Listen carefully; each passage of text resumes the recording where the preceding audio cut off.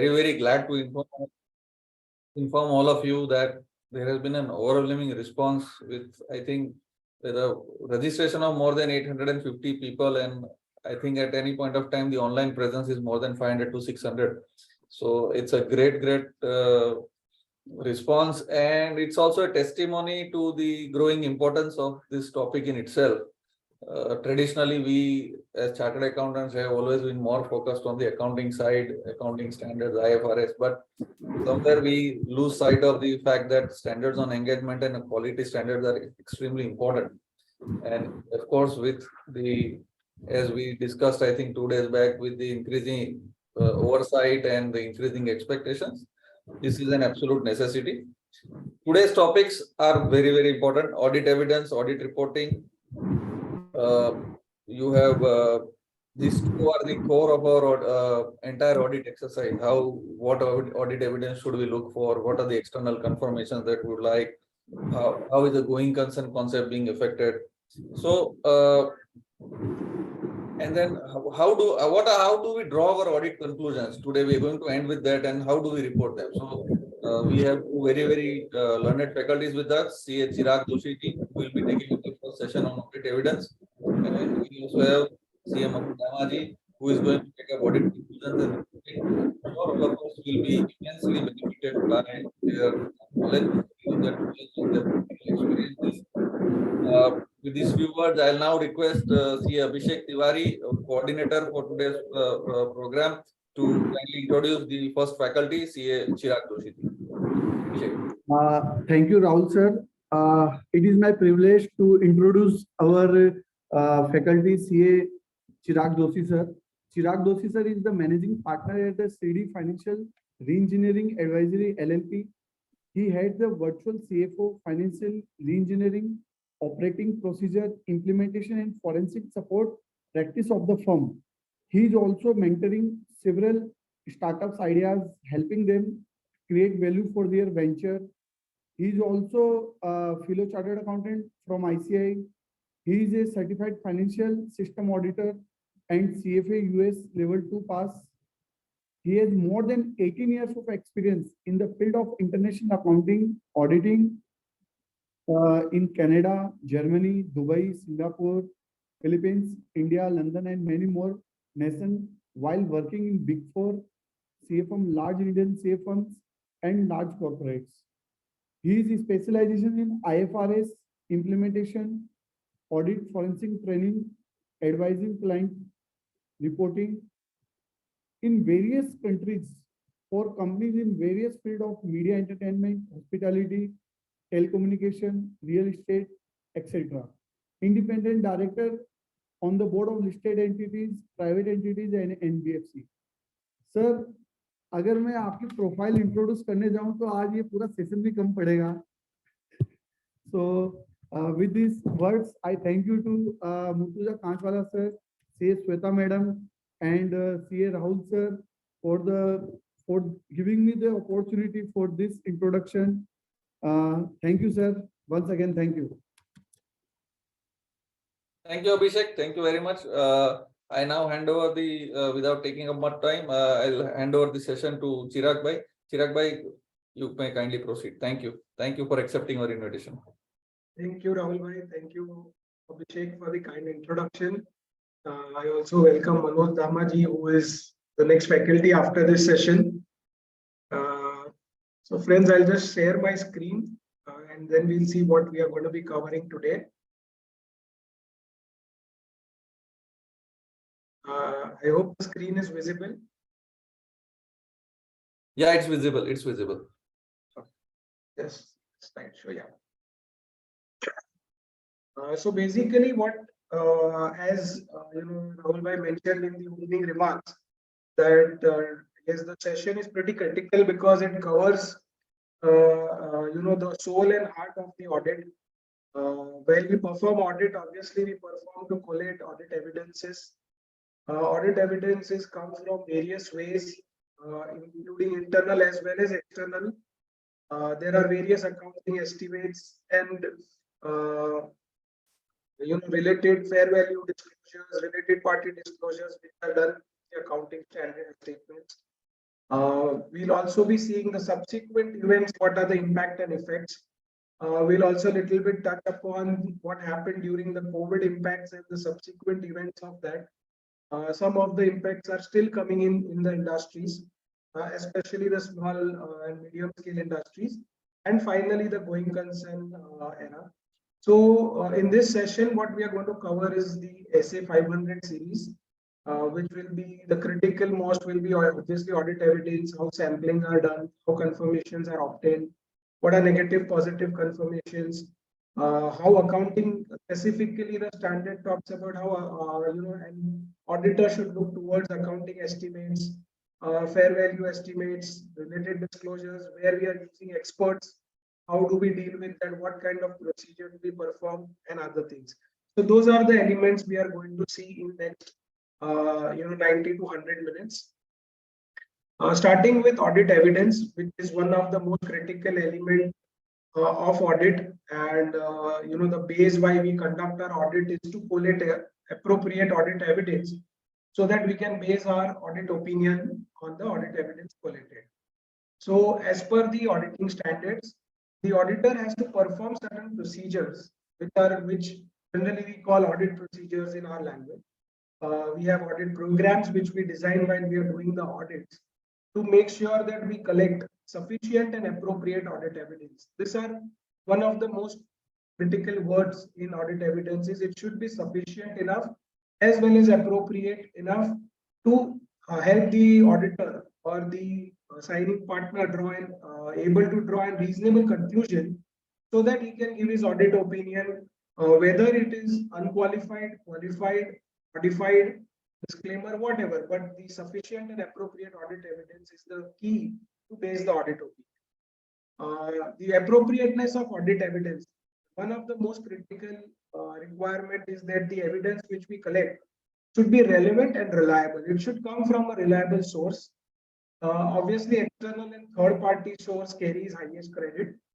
However, there are various evidences which are collected during the audit, internally in terms of discussions, also observations, inspections, reperformance. We will see all those procedures in the coming slides, which we perform to collect relevant as well as reliable information, so that we can base our opinion on it. So this is one of the most important and critical element of audit evidence. Through the presentation, which we have to keep in mind, is at various stages we'll see why do we perform various procedures to collect sufficient and appropriate information. What are the different sources of this evidence? So to start with, it could be the previous auditor if you are the first auditor, or could be your previous year files or records, which also you can go through, which will provide certain audit evidences. The QC policy of the firm, which is related to client acceptance, continuance. BAF is business analysis framework, where we do a lot of analysis on the client before we actually go on the field. So during the planning stage, so audit has planning, execution, and completion stages. During the planning stage, you do a lot of exercises while accepting the client if it is a first time, or you review the client if it is a continuous client. The critical changes at the client's environment, client offices, organizational chart, shareholding changes, any new information which has come up between the previous audit and the current date. So all of those informations are being looked for in the planning stage. A business analysis framework is kind of a document or a procedure performed where various informations related to the supply chain, related to the regulations and law applicable to the client, related to various financial statement ratios, all are collected and collated to base our future audit procedures onto it. So that's one. Accounting records of the client. So the client maintains obviously various kind of accounting records in different systems which are being used. Like we know Tally, SAP, and a lot of different, or there are customized systems used by the clients, or physical hard copies maintained by the client, or document management system used by the client, GST records, PA, 3B, whatever. So all of those records which are maintained by the client, including their minutes records, which we review during our audit, are a critical source of our evidence. There are internal and external source to the entity. As I mentioned, like when we go for confirmations, it's an external source of evidence. Maybe certain loan confirmations documents, which could be an external source of evidence.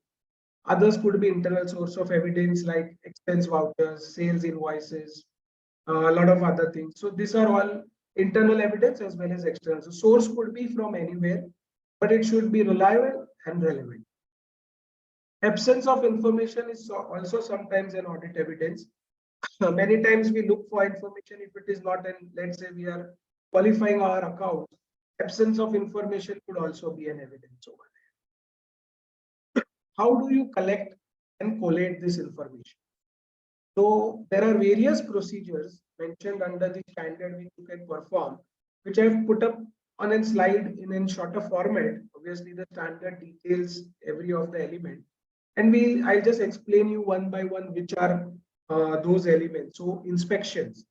How do you collect evidence through inspection? So obviously, when we go to an audit, on the field, we inspect various documents like sales vouchers, purchase vouchers, expense vouchers, internal approvals and authorizations, minutes. All of these documents are inspected by us. As I said, they could be internal or external.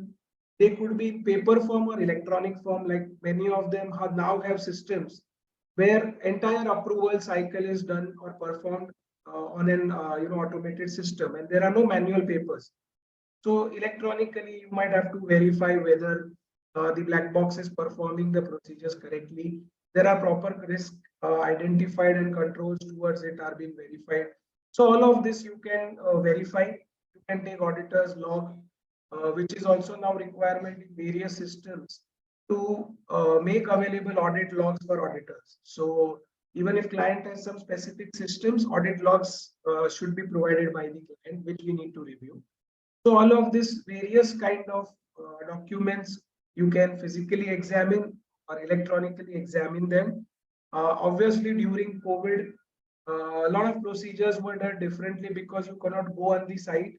So people use various online platforms to physically kind of verify the documents, which was also considered, but the same needs to be documented appropriately, which obviously our documentation standard 230 talks about.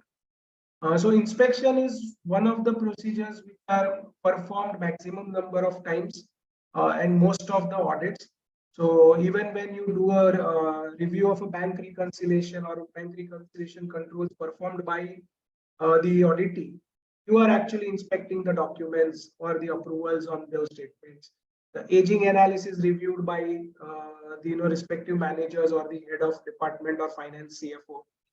So all those documents, when you inspect, you are performing a procedure to collect audit evidence to base your opinion. Another form is external confirmations. Obviously, we all are aware that we take a lot of external confirmations in the area of receivables, payables, loans and advances, investments, related party transactions, borrowings. So all of these various areas, we take a lot of external confirmation. Obviously, there is a separate auditing standard on external confirmation, which is there in the coming slide. So we will obviously definitely be seeing that in the coming slides, more detailed on external confirmation. So I will cover it there. Another way of obtaining audit evidence is by inquiry. So you start with inquiring with those charged with governance, where you start your initial procedures. You do your meetings, show me meetings or other meetings with the CFO, CEO, operational heads, HR heads, IT heads. So you do a lot of meetings initially when you are starting your audit. And that is the time you collect a lot of information, you ask questions, you get replies.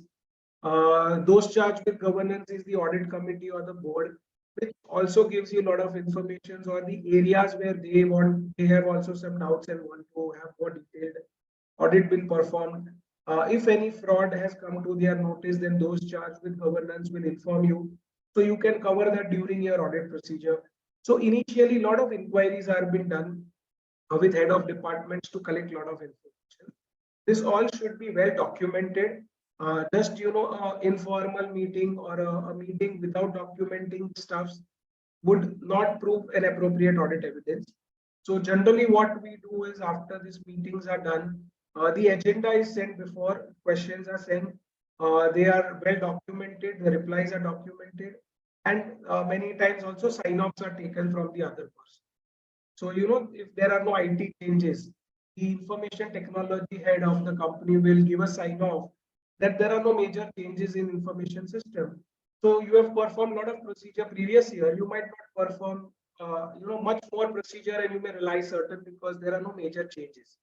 But if he says there are major changes, you will have to cover those areas in detail. So those kind of information should be well documented. So this is another form of quality information. Obviously, when you are doing your audit, you meet a lot of managers or down level transactional guys. You also seek a lot of information from them, and they also give you a lot of information. So your questioning ability of an auditor, helps to have one of the best audit procedures being performed. So we always say that auditors should have a questioning mind. They should not have a mindset where we go that there are frauds, but obviously we should have a questioning mindset. So a lot of procedures, by performing inquiry, you will collect a lot of evidence. Another source of collecting audit evidence is analytical procedure on financial as well as non-financial information. This also we will see in coming slide. There are slides on what kind of analytical procedure, what should be performed before starting the audit, what should be performed during performing the audit, and something which is being performed at the end of the audit. So various kind of analytical procedures we will see in coming slides where actuals to budget, actual to previous actuals are compared.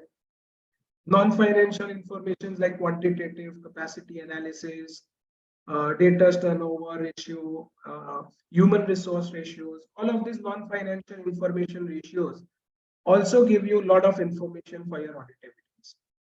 It also helps you to design your audit procedures. So analytical procedures should also be performed.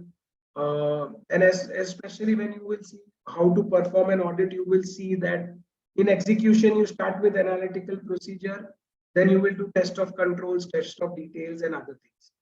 So analytical procedure also gives you a lot of reliable information. Then comes reperformance.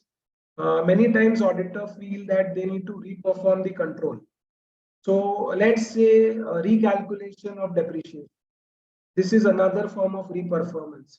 Management has already performed, calculated, and documented the depreciation workings. But we may many times reperform. Similarly, in case of interest on fixed deposits, many times I have seen auditors reperforming that. So we reperform a lot of controls which are there. Many times we may reperform the bank reconciliation control to see that whatever entries are being shown in reconciliation were actually also there. So you may also reperform a lot of time in a lot of areas what management has done to obtain this. So many times like physical verification of inventory, management has performed, but you may reperform the same control to get more comfort over. So reperformance is another form of an audit evidence gathering. Another is observation. Many times when you would go to an audit, they would say that we do a quarterly, 15 days processing of our invoices. Or many times they say that we do overnight processing and system processes everything. But if you would like to see the procedure, you are invited, at a specific time when they are performing this. So whenever they are performing a control, you go as an observant and see that control, how it is performed, whether that control covers the risk which have been identified in your planning stages. So you actually observe the way the control is performed at the auditing's place. So observing is also a kind of obtaining information. But all of these procedures when performed should be well documented, because if it is not documented, is not done. So something in an audit, this thing for TIP, it's said that what is not documented is not done. So whatever audit procedures you perform or various kind of this models you perform to collect your audit evidence, please document them properly. Coming to next, Evidence prepared by management experts. Now, many times you will see that management hires experts to perform a lot of calculations in terms of valuations, in terms of your employee benefits, gratuities, leave encashment calculations, which are done on certain actuarial basis. Various assumptions are used, various estimates are used. Like today in India, many times the ECL model, expected credit loss model, which is being used to analyze the expected losses on various current assets like receivables or advances. With their management many times uses expert. So what audit procedures or evidence you should collect or collate while relying on an expert is what this slide is going to be covering. So evidence prepared by management experts, what you have to do is evaluate the competency of the experts. So obviously you can rely on that, but blindly you should not be relying. Like a valuation report, physical verification report by an expert, or as I said, leave encashment calculations, ECL calculations, modeling. So all of these things are discounting many times in Ind AS or IFRS it is. So all these things you should evaluate the competency of the expert, the capabilities which he has, and the objectivity and the scope. So what was the object of management hiring the expert should also be looked at. So the competency, capability, and objectivity of an expert has to be evaluated. So it's not that you can just rely, you will have to perform certain procedures on those documents and also on the experts. Obtain an understanding of his work. So obtain his engagement letter, obtain his scope of work, make sure that what you had to cover has been appropriately covered in scope. So many times we've seen that in terms one of the areas where we had seen that a whistleblower happened, and those charged with governance had to hire an expert to get an output. Now when the expert was hired, the area where the whistle was blown was out of his scope and all other areas were added. Now when you will look at the work or the scope what he has been given, you will not be able to rely on this. So those are the kind of areas you will have to look into. So sometimes when he is been given to calculate leave, but a leave policy is being kept out, you will have to see all those things, what kind of documents he reviewed, his competency, his scope of work, evaluate appropriateness of his work as audited. So has he performed appropriate procedures where you can rely on? So you need not perform the procedures, but you have to take comfort over the expert and the procedures performed by him. So one thing, evaluating the agreement between management and experts to ensure, to assess the nature, scope, and objective. As I said, scope is the most critical element out here. You should be aware of what kind of scope of work was being given to an expert. So that is more critical. Second is his respective roles and responsibility of the management or the expert. So if any internal expert has been used, what are his roles and responsibilities? And if any external expert has been used, what are the kind of roles and responsibilities? Because many times you may have management engineers, let's say, certifying the life of an asset. So many times the internal engineers, they certify that. In various oil fields or in oil companies, when you do an audit, there are a lot of geological experts, which gives you the amount of oil which can be estimated to be extracted from below, and that's how you value those assets and don't impair them. So a lot of these areas are very technical, but yes, while relying, we'll have to understand internal or external experts. Many people do audit of insurance entities. In general insurance, you do a lot of expected loss, and you recognize them upfront wherever you feel. A lot of incidents would have happened but not reported quickly on your closing date. So they would have happened before the audit, but would still have been not reported. So those kind of analysis the expert actuary, insurance actuaries do, and they give a report. But you need to see the data, the models used by them, and other things. The nature, timing, and extent of communication. So all those things should be forming part of the report also of the expert. While evaluating the appropriateness of expert, the relevance and reasonableness of that expert's finding.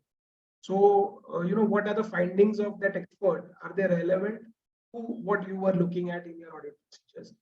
Consistent with the other audit evidence which you have gathered. So, sometimes you in an insurance industry, you would have gathered that there is an airplane which has been crashed or the big fire which has been happened and reported in the news, which was your client's client. So at that time, you have certain other audit evidence. You have to make sure the expert have also appropriately considered impact of loss on this accidents on the insurance entity. So sometimes other evidence also provide a lot of information, like in terms of receivable when you are doing an ECL modeling, maybe a legal case or a disputed debtors, how they are accounted for. If any collaterals are damaged, if you are aware of in other evidence, how they are being taken care of. So how other audit evidence are being used by the expert should also be looked into, and whether they are being appropriately reflected in financial statement. So their assumptions, the methods used by the expert, the information collected by the expert, their scope, nature of work, everything needs to be looked into to make sure that the data which they have gathered and we are going to be using to base our opinions on are reliable and reasonable.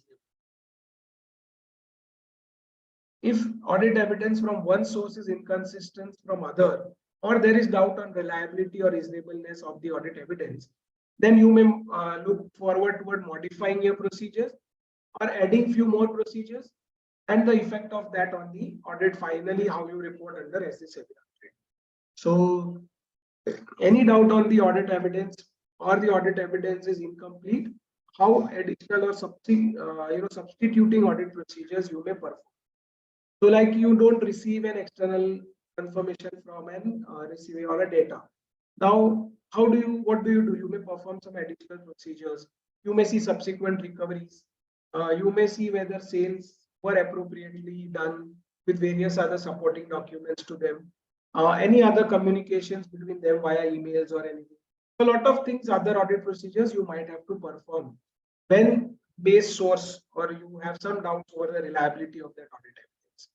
So that you have to analyze, and obviously the effect on your audit and finally on your reportings.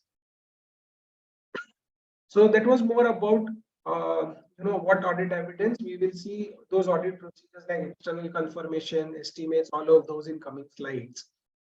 501 also deals with certain specific items like inventory.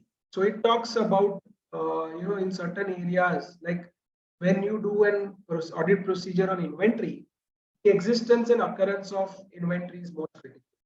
So attending the inventory count. So whenever the management is doing an count, you may attend that inventory count, observe them. Also, you can perform your test procedures. Ideally, it is said floor to books and books to floor. So you select some items from the books and test them on the floor where they are.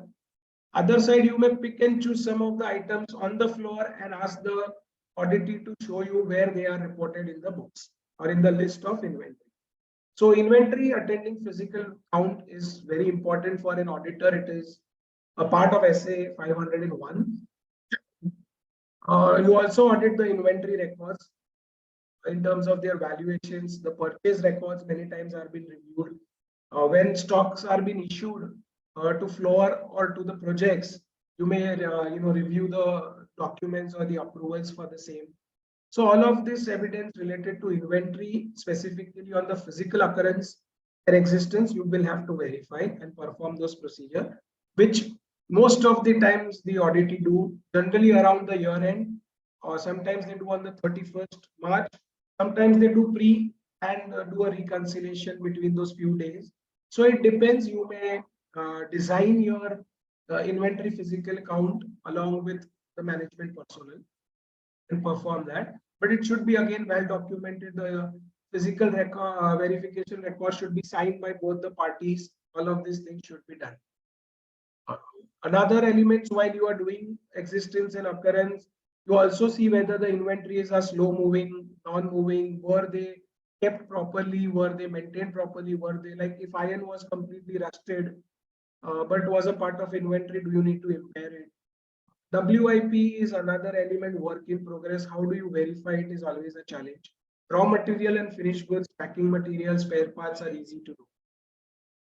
So all of this should be done in your inventory verification. Another specific item which 501 test checks with or ask you to check on is litigations. So a lot of litigations happens. Obviously, we know it's a part and parcel of the business. So when we go on the field, we perform the inquiry procedures, which we saw the how to perform inquiry with the management as well as the lawyers or legal consultants or legal advisors of the management. We inquire with them. We send a letter to them to share the entire list of legal cases which are open on the management today, whether filed by the management or filed on the management. Both are being considered. Minutes of various meetings are being reviewed because generally all the legal cases are reported to the board, are being discussed in the board, are brainstormed, and certain solutions are also identified then. So those minutes of the meeting also many times show appropriate audit evidence. You also may review legal expense, the ledger of legal and professional fees. If a lot of expenditures are paid to particular lawyers, you may ask what are the kind of cases if those list is not provided, or you don't miss on anything. To ensure the completeness, you may also review the legal expense ledger, which may also provide you some additional information. So various procedures can be performed around litigations. Obviously, lawyer again are the experts to give maybe the probability of win or probability of loss. Nobody can accurately predict the final decisions, but lawyers are the one who are on the field front end. If there are any financial implications, you may ask in the lawyer letter to be given to you. So you can make a decision whether to make a provision for it or disclose the same as contingent liability, depending upon the 37th standard. So that's how certain procedures you performed around litigation. Then comes segmental information, which is another specific item mentioned under 501. So these are very critical items and hence they are specifically mentioned under our auditing standard. So under segment info, the presentations and disclosures, what method has been utilized by the management to identify various segments. You test the application, so you may reperform certain calculations to see whether management has identified the segments correctly. So segmental is another area which gives a lot of information to the reader. So that should also be specifically performed. So those are some of the areas around 501 where specifically it deals with these 3-4 items and the audit procedures around it. So that's another element which we should be looking into. So I was just looking at some questions, if any, but how can we contact the lawyer as well as why will they respond? So how can you contact the lawyer? Obviously, you don't contact the lawyer. You ask the management, write a letter to his lawyer to give the list of cases in that format. And most of the audits where we've done, we've always got a lawyer response with all the live cases, the probabilities. Many times, if there are financial impact which are very clear, they do also give a financial impact and which we then recognize or disclose as contingent liability. So the management writes the letter to the lawyer that my auditors means following, and then the lawyer addresses that letter back to you. It's like how you get the external confirmation. Similarly, your lawyer responds. Obviously, to get a lawyer letter is easier than getting a receivable confirmation because you are paying the lawyer, the management is paying the lawyer, and they are in constant touch. So for audit purposes, lawyer do provide a list. Obviously, there is no specific format in which you ask, but there are certain industry design format which can be used. 510 initial audit engagement. So when you are performing the audit engagement for the first time, obviously read the previous financial statement and audit report, and then you evaluate the risk if there was a modified opinion. So many times these days we see that a lot of audit opinions are modified, but obviously there is a rotation of auditor also. So new auditor comes in after 5 years or maybe 10 years as per the requirement of the. And if the previous auditor had modified the opinion, disclaimed the opinion, qualified opinion, you review them to analyze the risk which you are going to be facing while performing the audit and reporting. So understanding the accounting policies followed by the management is very critical. It should be aligned with Indian GAAP if you are following Indian GAAP. or Ind AS if you are following Ind AS. Consistency in opening balance is brought forward. So whatever was the closing balance signed by the previous auditor, you will have to re-verify the opening balances in your financial statement. There should not be any difference. Many times we've seen the difference are erroneous also. So that needs to be rectified. If there are something intentional, then the risk needs to be evaluated. So opening balances have to be consistent for the balance sheet items, and we should perform that procedure. Impact, if any, on the current financial statement due to accounting policies, previous modified opinions, or inconsistency, anything needs to be evaluated initially, and your audit procedures should be planned accordingly. So in your initial audit engagement, please look at the previous files, reports, to the extent available. Obviously, auditors in India don't share their entire working papers, but those available with the management, opening balances, and the audit report. You may also review the internal audit report of previous year, which is obviously available with the management.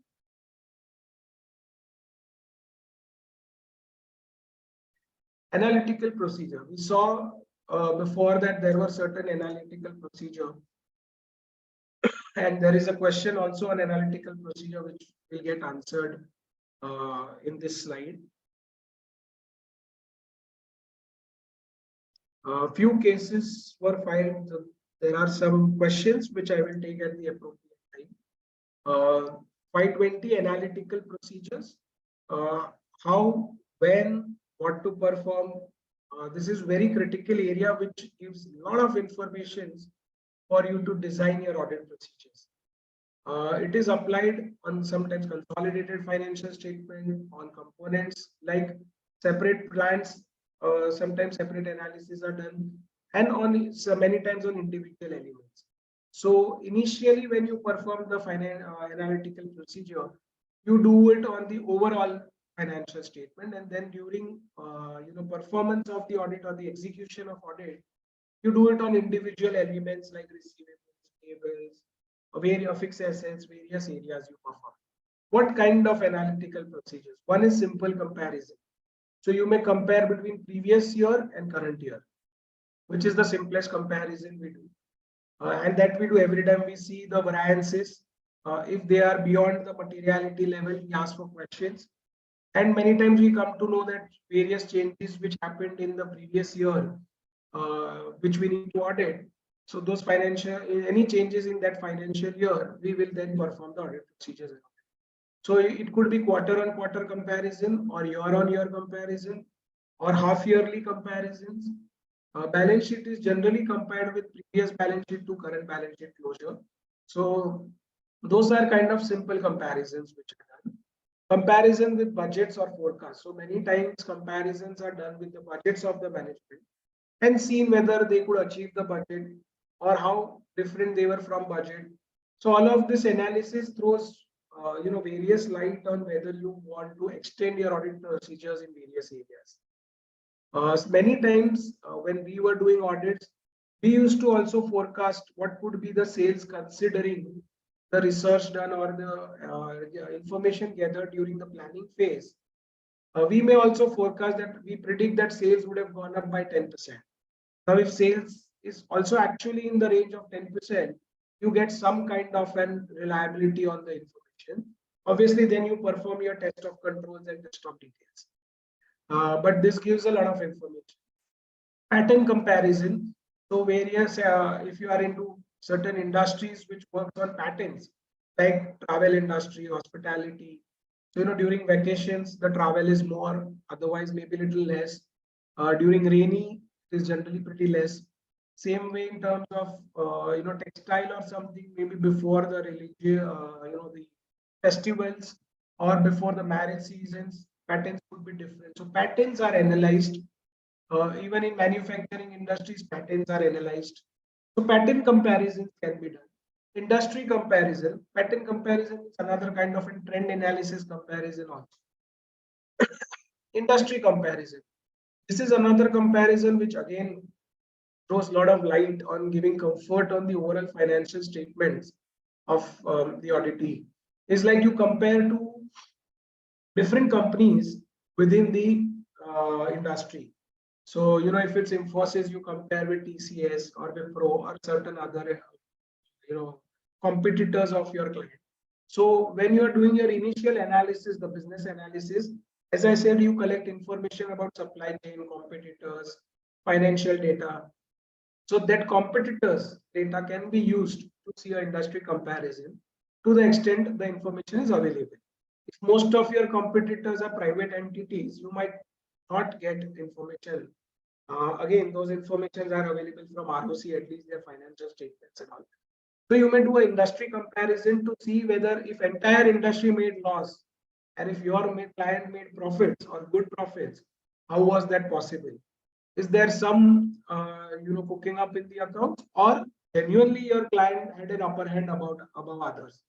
So those kind of information will help you to design your procedures. So industry comparison is another element which helps you to identify whether the informations are correct. Financial and non-financial information. So payroll to number of employees. If my number of employees have increased drastically, my payroll expenditure obviously has to increase. But if the lower level employees are increased in numbers, it will not increase very heavy. But if I've got more HODs, earlier I didn't have a CFO, but since I've grown, I've got a CFO at a higher package or an external CEO. So all of those things will increase my payroll. So you compare generally your payroll numbers, sometimes month-on-month patterns are being seen to your number of employees. So those kind of analysis, sometimes your debtors turnover ratio or payable ratios, inventory turnaround ratios, all of these ratios are performed on financial and non-financial information. So all of this will help you to gather a lot of information. If I have a lot of forex collection, I should also have equivalent forex sales or exports. So some kind of correlation can be done. This analytical should be performed closer to your financial statement date. So closest to the date will give you more reliable information. You should identify a tolerance limit. So whenever you are performing an audit, obviously audit is performed based on materialities. So there is an overall and planning materiality, and then there is a tolerance limit. So anything below the tolerance limit, you may not go into a depth. Is what are the nuances of the audit. And anything beyond the tolerance limit, you perform further more additional procedures to get more comfort. So tolerance limit should be identified or replaced appropriately. Reliability of data. Another critical element is the data should be from reliable sources. The payroll numbers should be correct. Otherwise, your entire analysis will go off track. Your industry comparison, the data should be from a reliable source or a reliable website or a reliable report of the industry. Otherwise, again, your analysis will go haywire. So the data should be reliable. It should be properly compared. You should not compare an entity which is just 6 months old to a 10 years or a 15 years old conglomerate. If this kind of data should be properly reliable when you compare. A reason for differences. So wherever you have differences which are beyond your tolerance limit, please ask for reason for those differences. So here you can do inquiry, gather the different reasons for them, and then audit those reasons to get comfort. Because again, what is not audited is not done. So you need to perform your audit procedures on the reasoning to get a comfort. So those are different elements of analytical procedure. Few of the templates I have here, if maybe in the end time permits, I will just show you the preliminary analysis template, but it's nothing but comparisons between two periods, the variance in terms of percentage and amount, and the reasoning towards it. Coming to another critical element, which is external confirmations. These days there are again a lot of hue and cry on external confirmations. It is considered as one of the most important source of information. Obviously, here we are relied on external parties.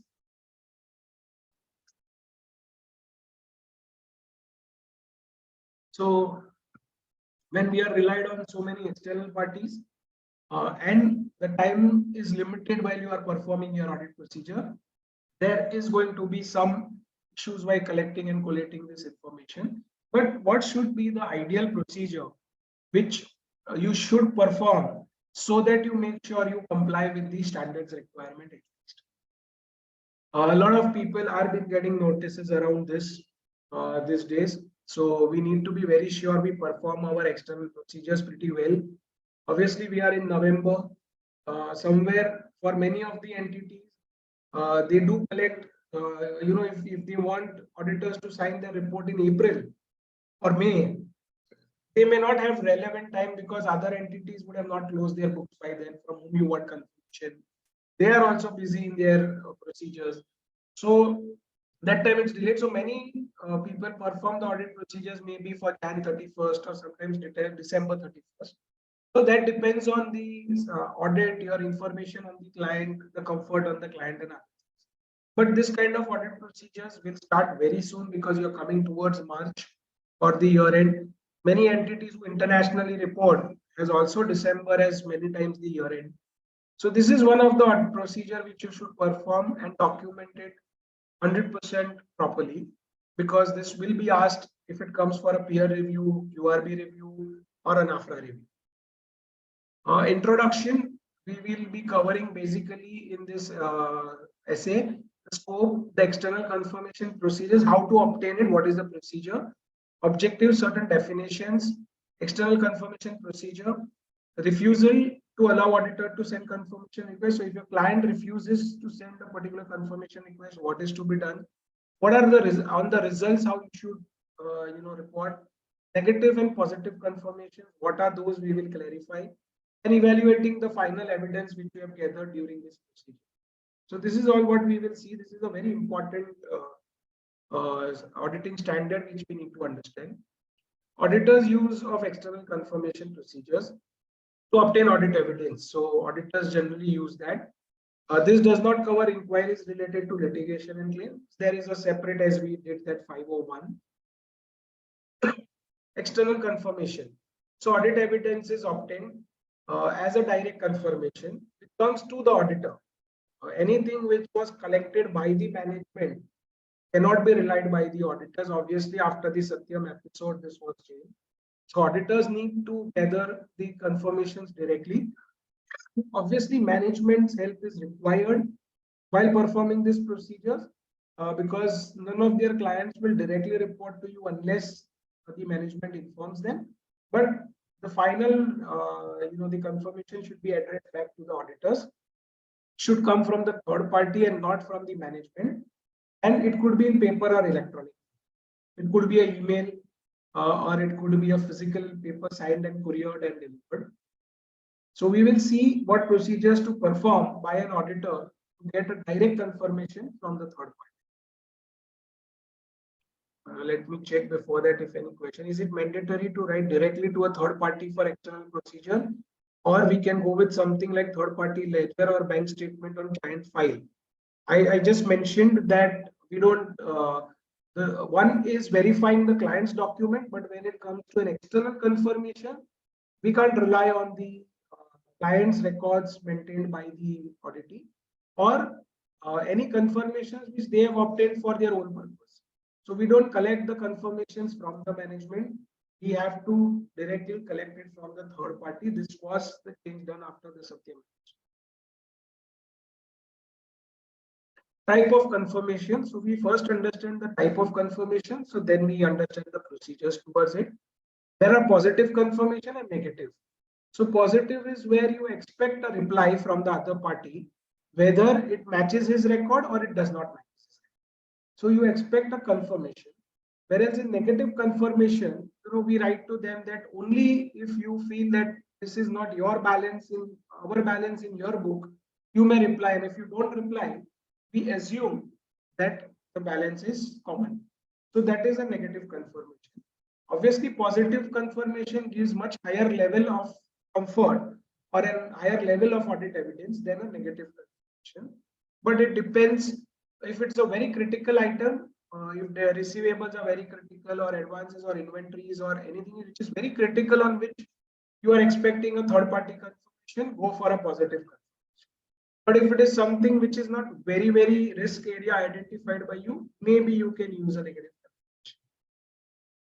confirmation. Request to confirming party. So you respond directly to auditor. So request should go to a confirming party. That can go by the management with the CC to auditors if it's an email, or if it is a third party, the envelopes are prepared under the observation of auditors and then couriered. The couriered receipts are maintained, and when the information comes back, it comes back directly to the audit. The letter itself mentioned that our auditors are following, and we request you to send a direct confirmation to our auditors. So that's how the letter contents are, or the email contents are. So expectations as to response. So in positive, you always expect a confirmation. In negative, only if he feels he disagrees with what the management has drafted, he may respond. So these are two types of confirmations we should be aware of before we start the audit procedures related to it. Yes, you can obtain third-party confirmation over emails. Again, email gives a higher comfort when it is from the domain.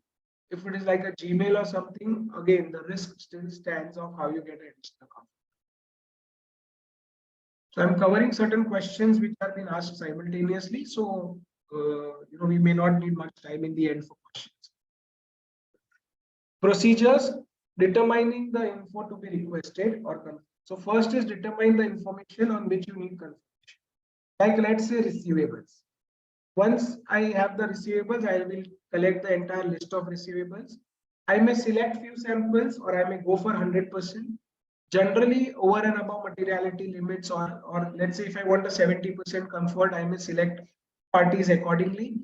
Sometimes we also select parties with zero balances if we have some doubt. So it's an auditor's judgment to do sampling. There are various methodology of samplings which can be used, or you may go for 100%. Depends on your own self. Related parties are generally taken 100%. So determining the info on which you request. Let's say in our case we take receivable. Selecting appropriate confirming party. So you select the receivables from whom you want. You take the email ID, the phone numbers, whatever you read, the address, relevant information of the confirming party from the management. You design your confirmation request, basically the letter. What kind of request you want? If it is from a bank, maybe you ask for borrowings, bank balance, current account balance, OD, any FD which is kept as margin, collaterals, whatever details you need, you design your confirmation request accordingly.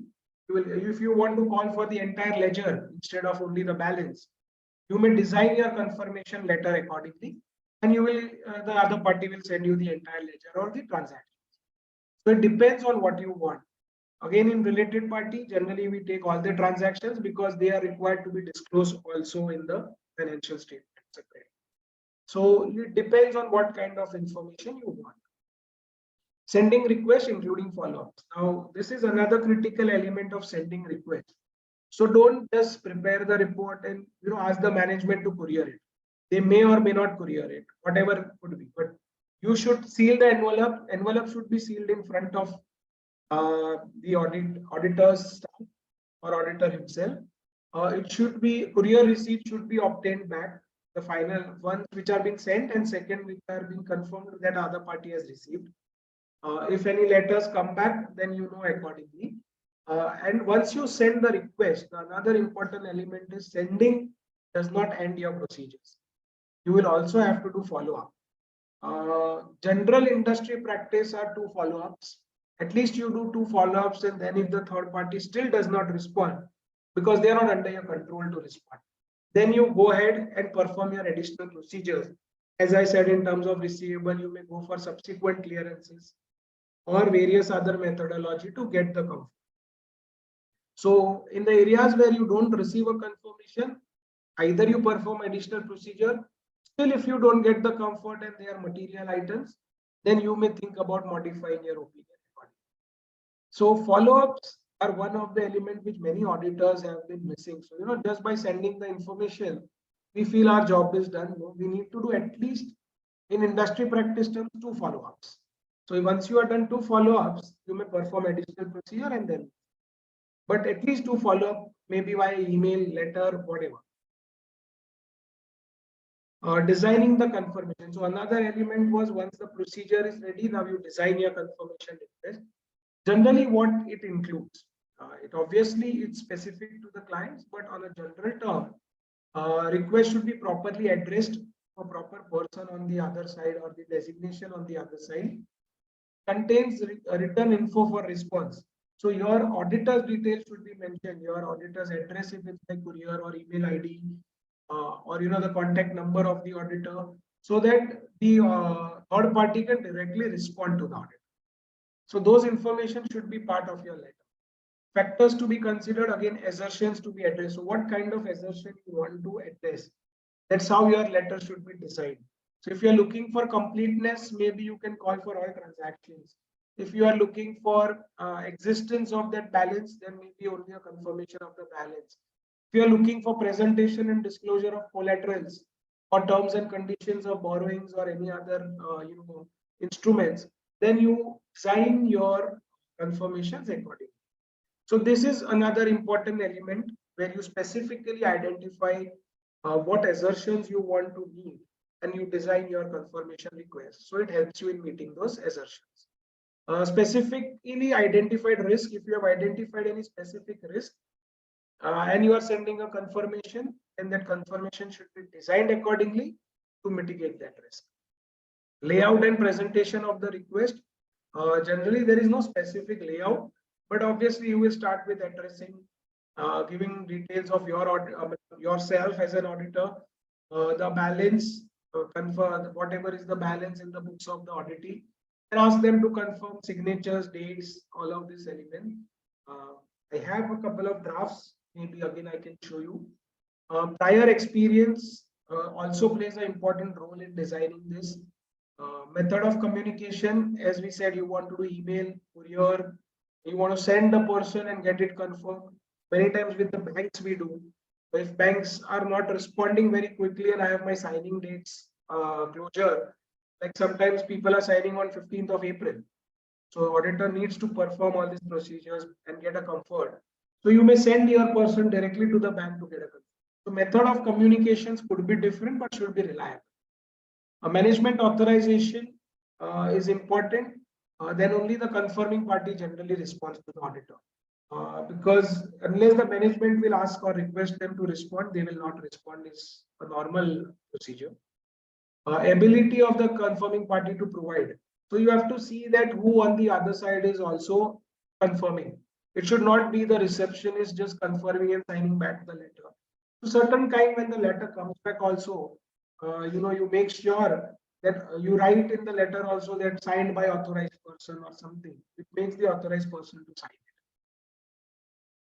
it. These are some of the samples. I can show you one of them if it opens and if it's visible. So this is one of them. I don't know whether it's visible on the screen for others. So it's a simple letter of confirmation of accounts receivable where certain instructions are given. It should be on the client letterhead. So the other party responds, the date, addressee, to whom you address, and then you write your statement that we request you to confirm the following balance to our auditors directly, then mention the details of the auditors or the firm name, address, everything. And you say that the balance receivable from us of the amount on the selected date, the date you mentioned above, is correct, except as noted. If they want to say that this is not correct, they may give their balance and attach the ledger. So you can reconcile them over here. So that's another element which, so similarly, you have deposit confirmations, you have inventory confirmation if it's lying with third party, debtors, creditors, bank confirmations. So all of this various kind of confirmation templates are available in the market, or you can design one covering the aspects which are mentioned in the standard. So that will help you. Now, when the confirmations come back, so when the confirmations come back on the responses, what do you do? So one is in case of non-response. So in case of non-response, what do you do? So, you don't get a comfort, you don't get a positive confirmation request. or there's a failure to respond, or confirmation request is returned undelivered, you could not find on the other side. So there could be an outcome where there is no response. The other party receives it, but wishes not to respond to you. Or the other party does not receive the letter, it's undelivered and returned back to the management. So one outcome could be that. Second could be exception. So a response that indicates difference between what you had requested as an amount and the other party confirms his record. So there could be a difference between the two, and based on that a reconciliation. So one is, yes, you get a comfort where everything is okay. Second could be non-response. Third could be exception. How to deal with them? So those are the elements where you deal, where there is an exception. You ask the management to reconcile the amounts. In case of non-response, you may follow up. As I said, at least 2 follow-ups, which could then show that you performed or you took an appropriate efforts to get the confirmation. Still you can't, then you perform other alternative procedures or modify the opinion accordingly. Sometimes the management refuses. Now this is also very common many times. Management refuses to send confirmations to particular debtors, maybe not to all debtors or all receivables, but sometimes they say that we'll not send to these 3 parties. Now this here the risk little bit increases. You will have to look into 2 different elements if management refuses to inquire the reason. Seek evidence to verify the reason given by the management. So you trust the management, but you verify the reasons and then trust. Evaluate. So implication of refusal on your risk assessment and procedure. So if he's refusing, what would you like to test? So many times if let's say the sales are overbooked, they will book the receivables, but if you send the other party, he's not going to confirm. So in many areas, the management may say don't send, or many times management would have received money through other sources and they would say don't send. You don't know the reason, but many times they would say that we are under a dispute, so please don't send it. Now you seek the evidence. Again, the lawyer's letter could be helpful over here to collaborate if there is some litigations going on. Many cases are NCLT these days. We have been hearing. In NCLT, people, even if you send a confirmation, they many times don't tell you, or the other person does not want to respond, or management does not want to send because they are under NCLT. So evaluate the reasons, seek the evidence, make sure what is the impact on your audit procedures, and perform your alternatives. If management refuses beyond this and you can't perform, look at the scope limitation. If those were material receivables which impacts your decision making, look at either scope limitations or also fraud risk assessments, which is under 240. Say 240, you may have to reassess the fraud risk in those areas and see whether you have mitigated them. So those are certain elements which you will have to look forward while performing management refusals for sending the confirmations. Results after overall everything, factor arising doubt, then you obtain further audit evidence to resolve your doubt. Response to request is not reliable, so many times you can't rely even if the responses come. Then you re-perform your audit procedures or perform alternative procedures. Evaluate implications on your risk assessments or related nature, timing, extent of your audit procedure. So do you need to change your audit procedure based on the response received? For each non-response, perform audit alternative procedures. Response to positive confirmation is necessary. So if they have not provided, then you cannot say that just because I've sent the confirmation and he has not responded, it is approved. You will have to perform alternative procedure or modify your opinion. Investigate exceptions. So if there are any reconciliations or the other party has not confirmed, investigate the differences and indicate any misstatements, if any, or you need to pass any entries considering the materiality and tolerance limit, which we saw earlier. So check your tolerance limit in terms of exception and ask the management to pass the entries appropriately. What are negative confirmations? Obviously provides less persuasive audit evidence than positive confirmation. And we know why. Because it says that if you don't respond, many times I have seen when we ask for NOC from the other auditors, we generally say that if you don't respond in 7 days or 15 days, assume that you have no issues in B accepting the assignment. Something of that sort is kind of a negative confirmation. But if the auditor sends the letter on the other side that yes, we have no objection, it gives you much more comfort. So that's how this both confirmation works for receivables, deposits, payables, all of the areas. Not to use negative confirmations as sole substantive audit evidence. So even when you've got negative confirmations, you need to see whether the risk at assertion levels are addressed. Auditor assessed risk as low and has obtained as subsequent appropriate audit evidence on operating effectiveness of control. So auditor assesses the risk as low, and he may look for negative confirmations. Or population of relevant items comprises large number of small items. So if it is a homogeneous items, you may look for a negative confirmation. Very low exception rate is expected. So based on your past experience, like when we were designing our letters, we say that use your past experience. If you found very low expectation rates, maybe you may use a negative confirmation. But obviously, it's less persuasive audit evidence than positive. Auditor not aware of any circumstances or conditions that could cause recipient to disagree. So if you feel or your judgment feels that there are no certain circumstances, you may use this. So again, we should be well versed of what to use when based on this.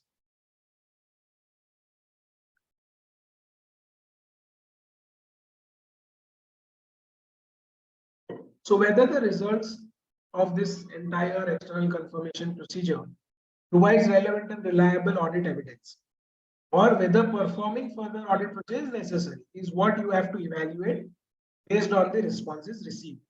Categorization of results, you categorize them into confirmed, exception, not responded, you categorize them. Agreement by confirming party, responses deemed unreliable, no responses. So you divide them into various buckets and then take your decisions. Action plan, management refusal is unreasonable. Then you communicate to those charged with governance, so the audit committee and the board, if management is refused due to unreasonable reasons, and verify and check your implications on audit opinion, SS7. Unable to obtain reasonable assurance by alternative procedure, again you tried to perform, you could not get alternative procedures to also give you comfort, report to those charged with governance, which is your audit committee and board. So this is on external confirmation overall. And now we have subsequent events, which is also another critical element. Especially last year, it was very, very critical when we were closing books and COVID was still following us. A lot of questions had come around subsequent events. What do we do between balance sheet date and any incident happened with the management, with promoters, with their families, or key personals or key decision makers? What kind of impact you need to do? Factory shutdowns, some countries shut down where you are exporting subsequent to your balance sheet. Would it impact your going concern, your audit opinions, everything?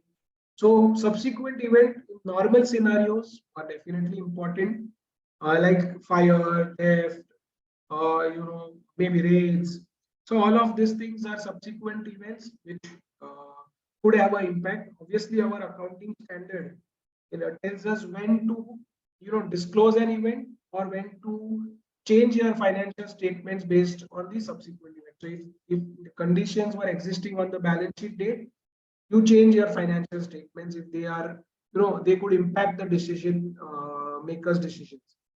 And if you feel on the other side the event was subsequent, it did not have any condition existing, maybe a disclosure, a complete disclosure regarding that event would help. So that accounting standard deals with how to disclose or account in financial statement. But auditing standard deals with what kind of procedures you perform. Many companies have designed, firms have designed a subsequent event checklist, which contains a lot of questions which are being inquired from the management. This is again where inquiry as a procedure will come into picture. So according to Ind AS 10, as I said, the Ind AS and accounting standard, deals with two different kind of event, adjusting and non-adjusting. So in certain cases, management judgment may be required to categorize the event because, like data is defaulted subsequent to the balance sheet date. Now there could be scenarios where bankruptcy was filed or he was under stress before, he was announced as bankrupt post your balance sheet. Now, these are the kind of impacts you have to see whether this impact should be taken in books of accounts or only disclosed. So a lot of such elements where there could be a gray line, the auditor's judgment prevails and they need to take a proper judgment whether it's adjusting or non-adjusting, because the accounting treatment depends on whether it's an adjusting event or a non-adjusting. Again, yes, for a normal accounting gap, Indian gap which we have, contingencies and event occurring after the balance sheet, it also deals with adjustments based on the information available on the balance sheet, which is more to accounting standards, so we don't go in depth. Certain key terms before you proceed further into this auditing standard. This date of financial statement is important because that's the cutoff date beyond which you look at the events. Date of approval of financial statement, the date on which all the statement comprising financial statement, including notes, significant policies, everything, disclosures, and those with recognized authority have been ascertained and they have taken the responsibility. So maybe a board meetings.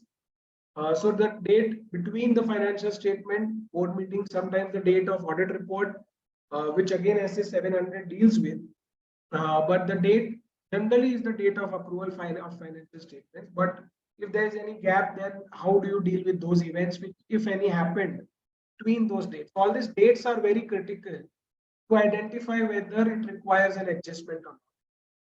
Date on which financial statements are issued, so made available to third party, which after the board meetings, maybe for AGM, they are circulated and available on the stock exchanges if they are listed, all of those things. So when it is made available to third party. So these are all critical dates. Subsequent events are events occurring between date of financial statement and date of audit. So these are the two critical dates, and fact that become known to the auditor after the date of audit.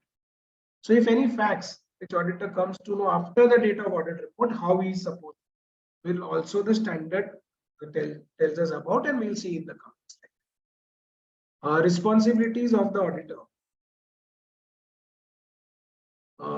As per SA 560, events occurring between the date of financial statement and date of audit.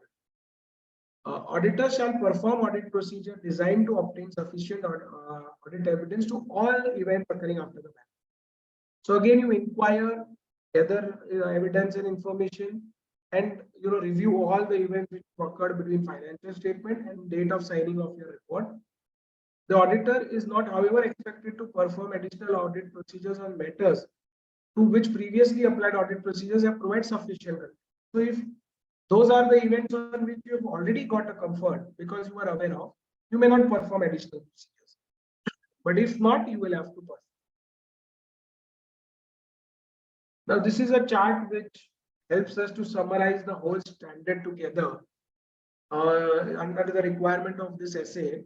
So audit procedure is performed to understand the management procedures of identifying the subsequent event, because you inquire from the management. So we have to understand their procedures to identify what they are doing to identify such events. You inquire with those charged with governance and management about subsequent events. You read the minutes or interim financial statements subsequent to the balance sheet date. So like when you are signing your March accounts, maybe other listed entities have given their quarterly reports. So all those interim financial statements you go through and the minutes of the board. So these are the various procedures you can perform in this standard for period between financial, so date of financial statement and date of audit report. Management representation also you cover. We write in the management representation that all the subsequent events have been properly identified and given. Obviously, that's one of the procedure, not the only procedure. And already concluded. So you have performed already certain procedures during your audit performance, and you have a comfort and you need not go further. So you conclude that. So determine each subsequent event whether it requires adjustments or disclosure, and are appropriately dealt with in financial statement. So every subsequent event needs to be looked into separately and taken a decision. There are certain facts which when you will perform this procedure, you will come through. So you discuss, determine and inquire whether financial statement requires any amendments. So many times the law may restrict the amendment. So now you felt that you want to amend the financial statement, but the law restricts because they already filed. You may not be allowed to refile or certain things. If the law restricts the amendment, then as per the auditor, and if amendment is required, then audit report already provided for it. No, then modify your opinion and issue the audit report. If yes, then notify them to those charged with governance not to issue the financial statement to third party before amendment. So if it is after the date, but if they are not still issued to the third party, you may ask the management or those charged with governance to modify an issue. And if financial statements are issued without modification, then you may prevent reliance on your audit report. So you may write to relevant authorities to not rely on your audit report. So those are the fact scenarios. However, where law does not restrict, you perform audit procedure as in the events on amendments, revise your audit report to the dual date, or revise the audit report with emphasis of matter. So one of the two things you can do, you can revise the existing report with emphasis, or you can revise the audit report with a dual date. So where your financial statement requires amendment and law restricts or does not restricts, how do you tackle it? Second is it requires amendment. Management amends the financial statements and informs the recipient not to rely on earlier financial statements.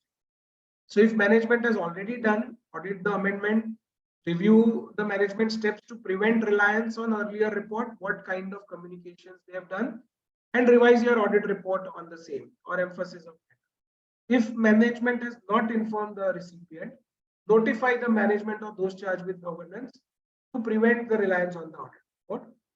Management will take appropriate action. If they don't, then you go ahead and take the action and reduce the reliance on you. So certain times a subsequent event which is very critical requires adjustments and which can impact the decision maker's decision or the investor's decisions, then you need to take certain steps. So it is sometimes very important if those events are very critical and impacting your financial statements. Auditor's responsibility in relation to obtaining sufficient and appropriate evidence. So certainly during COVID-19, the events were impacted. So several people disclosed in their audit report a kind of a disclaimer on COVID-19 impacts, which could impact credit loss or inventory obsolescence could happen, because if the closure was longer, what could happen, or if the closure again comes back, what could happen. So some people are still continuing that COVID note in their audit report. Some audit reports I have seen have removed them. So earlier, many people had given certain comments. Some of the following are the examples as a result of COVID-19, or even in normal scenarios, many times it happens, where subsequent events have occurred and if applicable have been appropriately reflected. Some examples are new commitment, borrowings, guarantees have been entered into as a result of pandemic. You went down, so you had to take new commitments or borrowings. Disclosures were asked for. Invocation of force majeure clause. This had happened as a trend during the COVID, where people use force majeure clauses. And if those were your critical contracts on which you were relied, you need to disclose them appropriately or take actions accordingly. Recent or planned sales or acquisition of assets were changed or turned around. So several such examples happened. Credit loss provisioning, because your expectation drastically changed. The events were impacted accordingly. Relief or economic stimulation payment provided by the government. So government provided certain grant post the subsequent event. How do you tackle them? Any event that brings question on appropriateness of accounting policies, you need to consider. Reliability of the inventory was also critical, and impairment of investment in other companies. If those companies were COVID impacted or has any subsequent events impacted them, how would you consider your impairment? So that's also critical. So while evaluating subsequent event, use your professional skepticism. because it is very critical whether to change the financial statement, amend, reliance on report to be removed, everything. So you use your skepticisms, judgments, past experiences to tackle such situations. Written representation from management and communication of those charged with governance. So communicate those events or your decisions or your impacts to those charged with governance. So on subsequent event, you will need to tackle it accordingly. There is obviously again a template which we use. Obviously, there are multiple templates available, including in the standard itself. So can be looked for. Critical considerations. Are audit procedures required if event of COVID-19 became known to the auditor after the audit report date, or any other subsequent event which affects the audit report post the auditor? So in those cases, we already saw what to do. We saw the two fact scenarios where the management amends the report, financial statement, what do you do? If they don't amend, what do you do? So those facts and circumstances we've just seen. So that's more with subsequent event. And now going concern in the last leg of our SA 500 series, which we will finish in another 10-15 minutes. 10 minutes. Going concern. So timely and effective communication between management and the auditor is essential in ensuring that both are able to fulfill their responsive response. Now, going concern today has become one of the critical elements. Auditors are required to report on going concern. Obviously, the standard somewhere says 12-month scenario should be visible enough. But obviously, we analyze the entity from a going concern perspective, where a lot of receivables are stuck, a lot of inventory is becoming obsolete. How do you tackle such scenarios?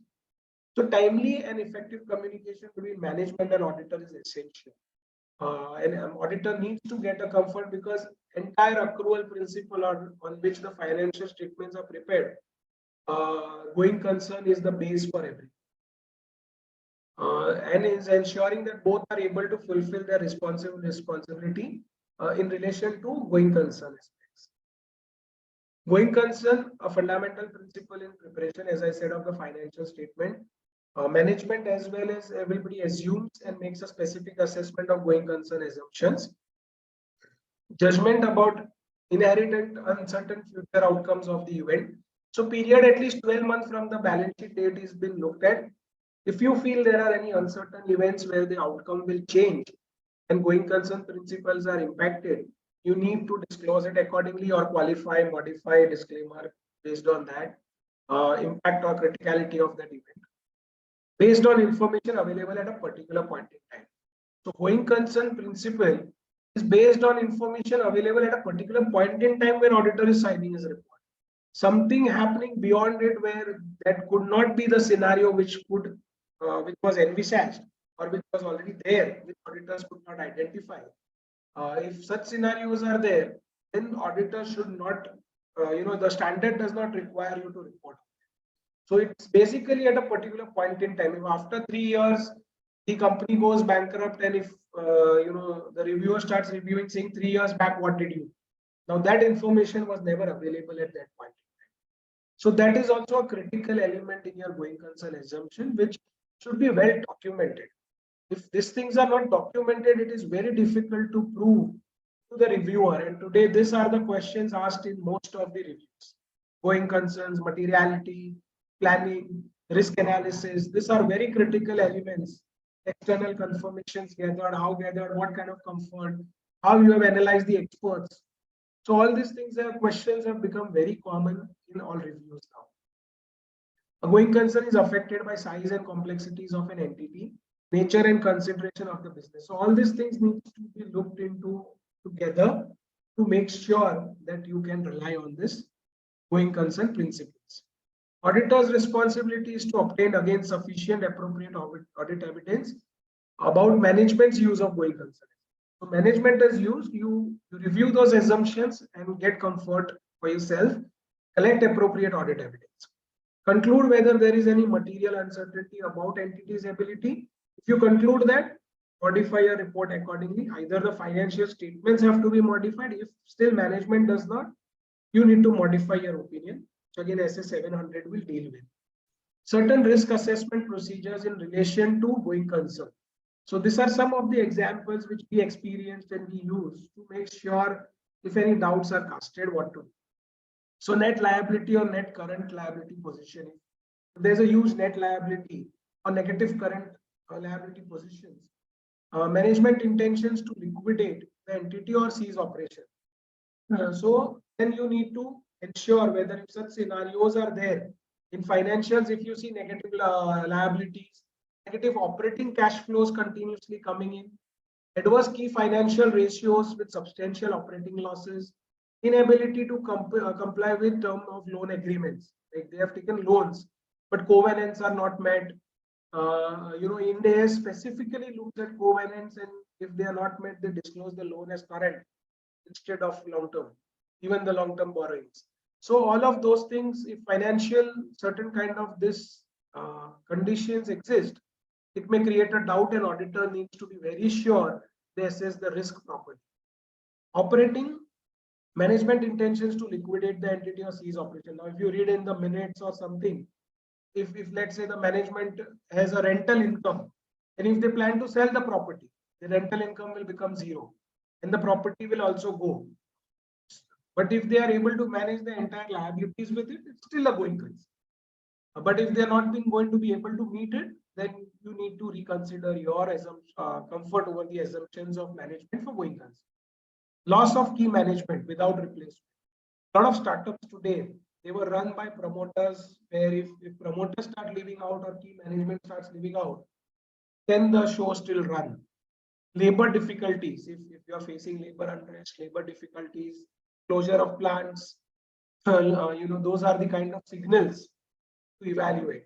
Loss of major market or very key customer. If you are selling, like you had a concentration risk where you are selling 80% of your goods to one customer, and if that customer goes down or changes his vendor, then you will be in trouble. So those kind of elements. Non-compliance with capital or statutory requirement, especially in banks, capital adequacies are looked for. Insurance. There are other statutory requirements which, if the entity is not been able to comply with. Pending legal or regulatory proceedings. So if there is a big legal case on an entity, which probability is they may lose, then you may revisit this assumption. Uninsured or undesired catastrophes happen, like fire in the plant. You have one plant and a huge fire. How do you tackle it? Changes in law, regulations, or government policies which may impact. So this is another scenario where government changes any law and you are not being able to perform your or run your the government declares the area as, or maybe in a green energy area, and you are producing a lot of carbon. Changes in law can impact your whole business. So those are the kind of analysis the auditor should be aware of. So it's not only documents which are available. Auditors needs to be vigilant about the environment surrounding industries, everything. Evaluation of management assessment. The management has done an assessment. Look at the assumptions, the management future plans, future actions of the management, which justifies those assumptions and plans. Whether management plans are reliable, realistic, feasible in the given circumstances. So if management says that I have major exports and the COVID hit, you may need to revisit that if those export orders can still continue as going concern. So the assumptions of management needs to be critically looked into. Again, inquire of the management about any knowledge or knowledge of any event or conditions which have occurred beyond their assessments. You can ask them, as those charged with governance, no responsibility to perform any other procedure except inquiry. So in the event where you request the management and you are comfortable, you may perform your audit procedures accordingly. If any additional audit procedures are required, then what are they? Analyzing and discussing the cash flows forecast done by the management, discussing the latest available interim financial statements, that what is going to be the year end. Terms of debentures and loan agreements are very critical. Any covenant breached, the other party may come for recovery of the amount immediately instead of waiting for the period which was designed under the. So breaching of contracts or covenants are another critical element. Read the minutes, meetings of shareholders minutes, governance, those charged with governance, audit committee, board. inquiry of entities legal counsel for any big claim or cases which are there on the management, what kind of assessment management is done, any estimation or provision in the financial statement is done, confirming the existence, legality and enforceability arrangement of maintaining financial support with related and third party, assessing the financial ability. So many times, we take a letter of comfort from the parent for the going concern of the subsidiary that they will fund. But we need to also see the parent's ability to provide those additional funds.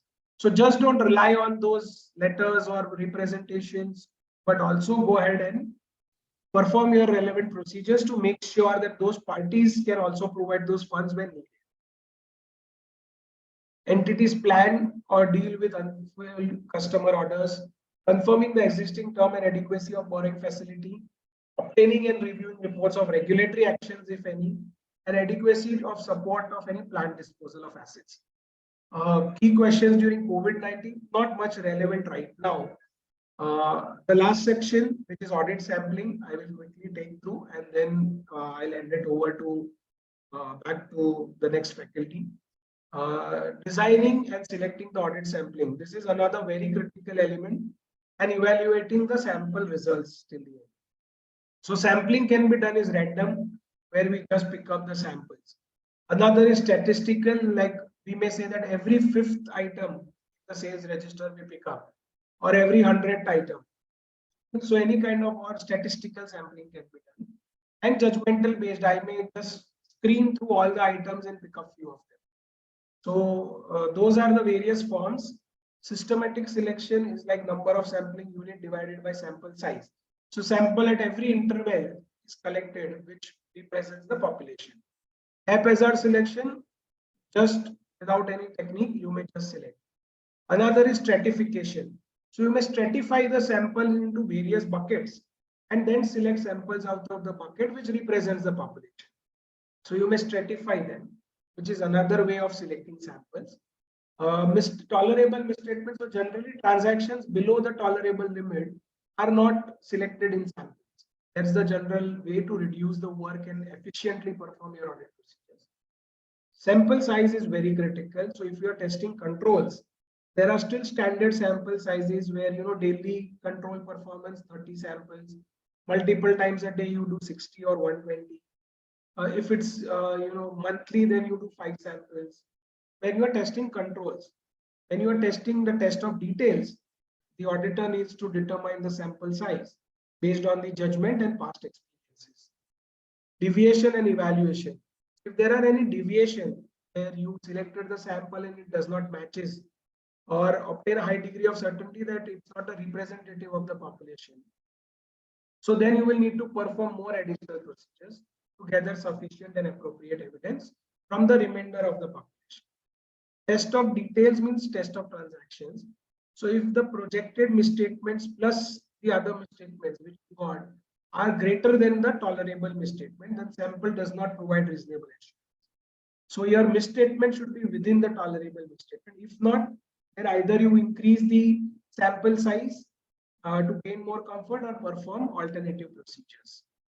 Risk may be reduced if additional audit evidence is obtained. So as I said, you need to perform additional procedures. Accounting estimates, including fair value estimates and related disclosure, financial statement that cannot be measured precisely, but estimates. So wherever estimates are used to forecast the outcome of one or more transactions, see the objectivity, see the assumptions used by the management, difference between outcome for accounting estimates, amount originally disclosed, and then what subsequently happened. Sometimes the auditors also go and see the subsequent figures and see whether it represents a misstatement on financial statement or the fair values were correct. And so in these days where you are performing part of Ind-AS reportings, you have a lot of assumptions on your discounting factors, fair valuations. If you are using fair valuation model for your assets, another element of how estimate judgments are used, expected credit loss model, your ES 15, your depreciation life under both the gaps. So these are various, your deferred tax asset assessments. All of this requires a lot of judgment.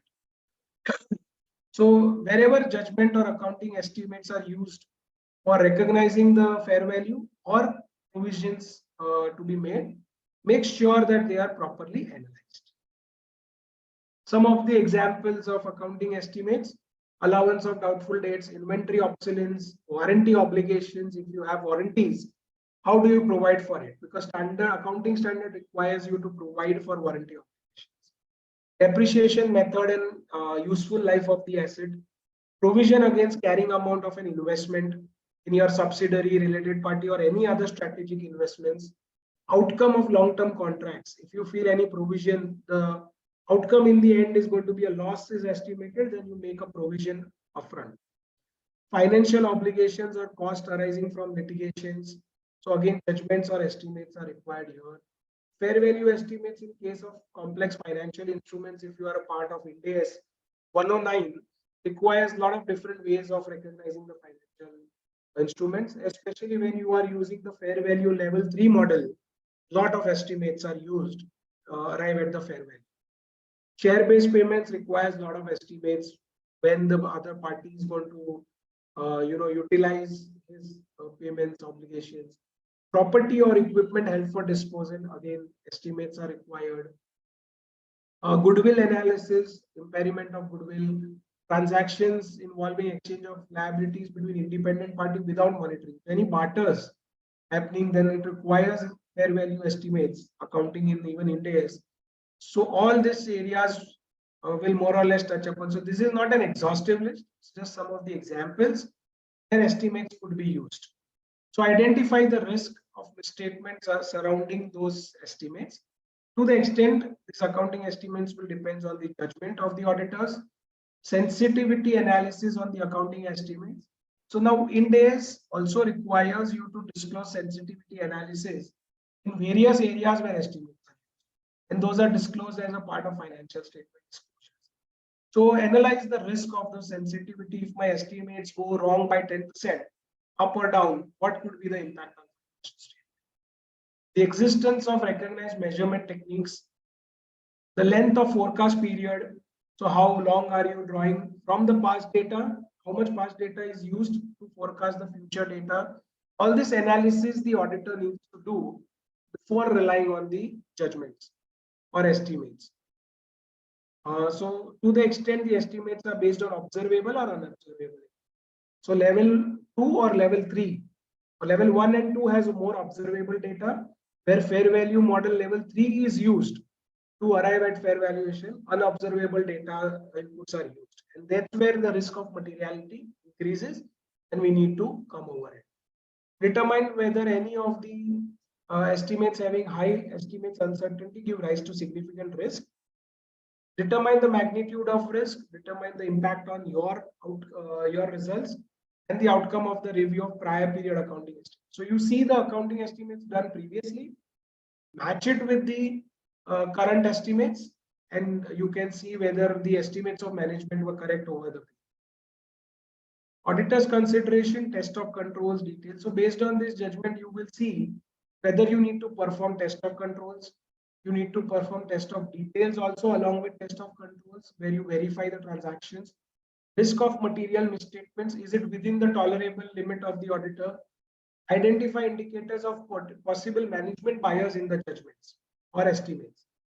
Take a written representation. This is one of another way, not the only way. You need to perform still other procedures. Document everything. Again, from starting of my presentation till the last slide, I feel documentation is critical, and report to those charged with governance. So this is what overall you need to look into. And this is the entire series 500. I think most of the questions which were asked are answered during the presentation. One question was on financial statement and audit report, which will get covered in audit 700, A700. So this is what I wanted to share with all of you guys today on the 500 series based on the experience. The transactions which we've seen, the examples which I shared are what we faced or we've heard in various of the audit. And that's what I wanted to bring forth. And I hand it back to the coordinators take the proceedings. Thank you. Thank you, sir. Thank you, Chirag ji, for your detailed information, rather detailed analysis of the standards on accounting, auditing, sorry. And it's really gives an insight of what is required to be done. And I personally feel that audit evidences are very much essence of our audit and are actually required for our safeguard also. So thank you so much. Thank you for the very good session. And I hope all questions are answered now. I think there is some, just a moment, sir. So there is one question if you want to answer. In case of a bank SCA, is it advisable to get the balance confirmations from borrowers and depositors basis the sampling criteria? So ideally, in terms of a bank SCA, there are various audit reports which comes from various branches all over India. Generally, we rely on those financial statements, but certain branches are done by SCA also. So in those terms, bank is generally identified as trustee, but obviously if the auditor judgment prevails where you need balance confirmations you want to obtain from the borrower, it does not stop you from doing. It's a good audit procedure, but obviously those confirmations would have also come to bank from the other side, which can also be seen into. But yeah, as a bank SC, if you are auditing that specific branch, and if you feel, because here it's more of an system which gives you the accounting balances. So it's a foolproof system which you rely on. Obviously, you test your controls over the systems initially, and then you rely on the balances within the system. Now with blockchain and all coming up, you will have more level of comfort on the bank, the financial figures itself of the borrowers and others. But yes, if you feel or your auditor judgment prevails over it, nothing stops you from doing that. Thank you so much. Thank you so much. Thank you so much, sir, for your valuable time and for your teaching. Thank you. So now we move on to the session for the next faculty. So I welcome CA Manoj Dama ji. Thank you. Yeah, sir. Welcome to the session. Just giving you a brief about your CA Manoj Dama is an audit partner with Deloitte Haskin and Sales LLP. He has been with same firm right from being an article trainee to his current position of a partner, and having a more than 23 years of post-qualification vivid experience in the field of statutory audit, IPO, investigation, valuation, due diligence, internal audit, advisory services, and a list is very long. So CA Manoj has a deep experience in handling assignments for very large listed companies and MNCs, as well as small and medium-sized companies, including startups, engaged in industries like media, healthcare, life sciences, consumer, retail, oil and gas, chemicals, and manufacturing. He has also mentored and provided guidance to many young professionals and students aspiring to be chartered accountants. And he has also participated and taken active role in organizing various events for promoting innovations and startups. So with this, sir, I welcome you to this session, and it's all over to you, sir. Thank you, Archika, for brief introduction. I will just share my screen and let me know whether it is visible. Sure, sir, sure.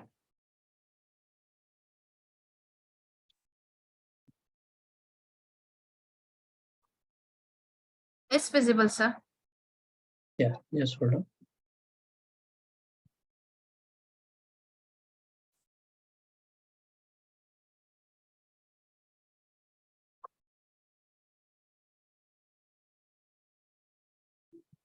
Actually, I am not getting the full view on my desk. Just hold on, I am not able to see the full screen. Sir, okay, sir, full screen दिख रहा है, sir. You are Sir, able to see it? We are able Manoj, sir. Yeah, thanks. And thank you to Mr. Chirag Doshi that he made my life a little easier by covering some of the aspect. Archika ma'am, you are able to see my full screen? Sir, I am able to see your full screen. Okay, thank you, thank you. Good evening to all. I am truly honored to share my views with you on a very important topic, which is an end product of an auditor's work, which is an audit opinion. And in a way, this topic will also summarize the discussions which we have been having for last 4 days. So in fact, the way the audit report format has been prescribed is virtually covering all aspects of the audit, right from the entering into the terms of the engagement, audit plan, having discussions with those charged with governance and various other responsibilities of the management and the auditors during the audit process. I've kept my presentation very brief, covering very important elements of the standard. However, my focus will be more on the practical aspects rather than just focusing on the theory.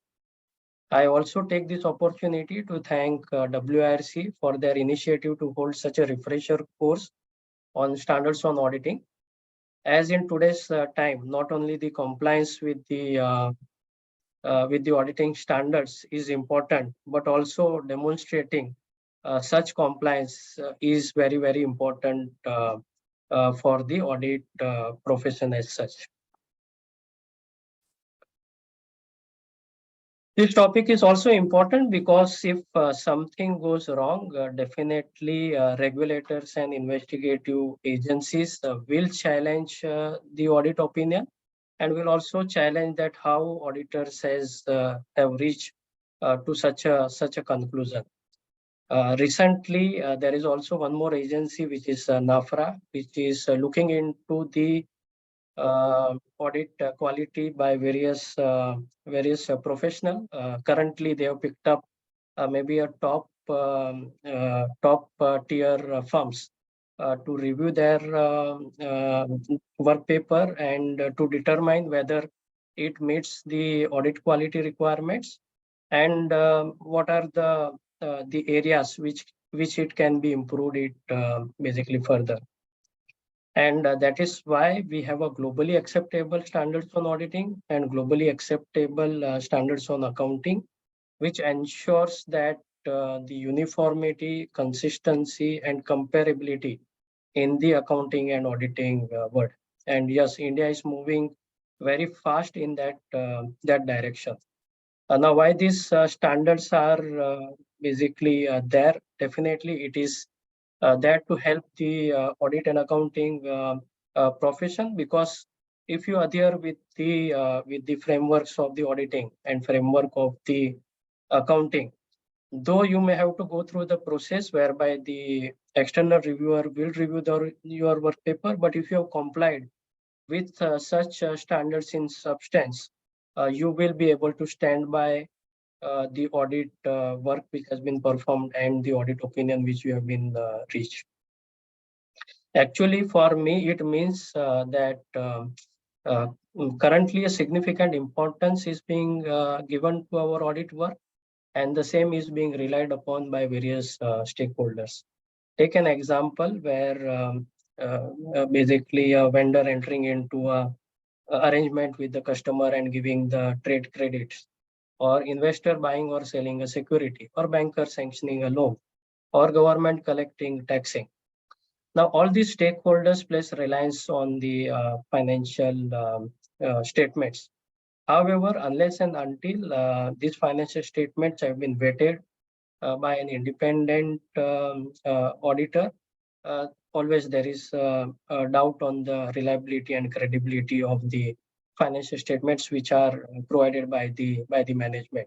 Because in all these transactions, of course, management is an interested party to get the loan from the banks or to enter into an arrangement with the vendor.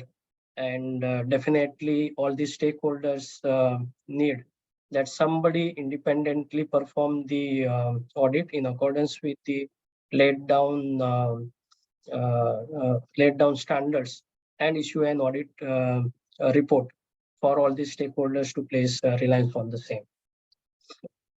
While we all understand that audit by itself does not guarantee the accuracy of the financial statements, however, it provides users with a reasonable assurance that the entity's financial statements give a true and fair view in conformity with the applicable financial reporting framework. The contribution of the independent auditor is therefore to give credibility to the financial statements. When we talk about credibility, means that the financial statements can be believed and it can be relied upon by various stakeholders as being true and fair. With that context, the Auditing Standard Board has also issued SA 700, which laid down the how the auditor should reach to a conclusion or form an opinion, and how it should report as a part of its audit report on the financial statement.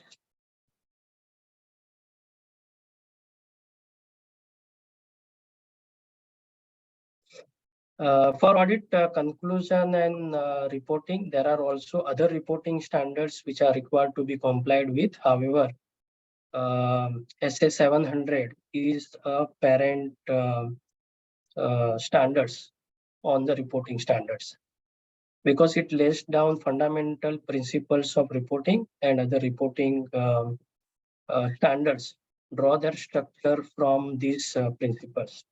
Currently, my topic is restricted to SA 700. However, I will briefly touch upon at a very high level on certain aspects of some of the other reporting standards as well. The other standards which are applicable for audit conclusion and reporting is, of course, SA 700, which I mentioned, is a parent standard.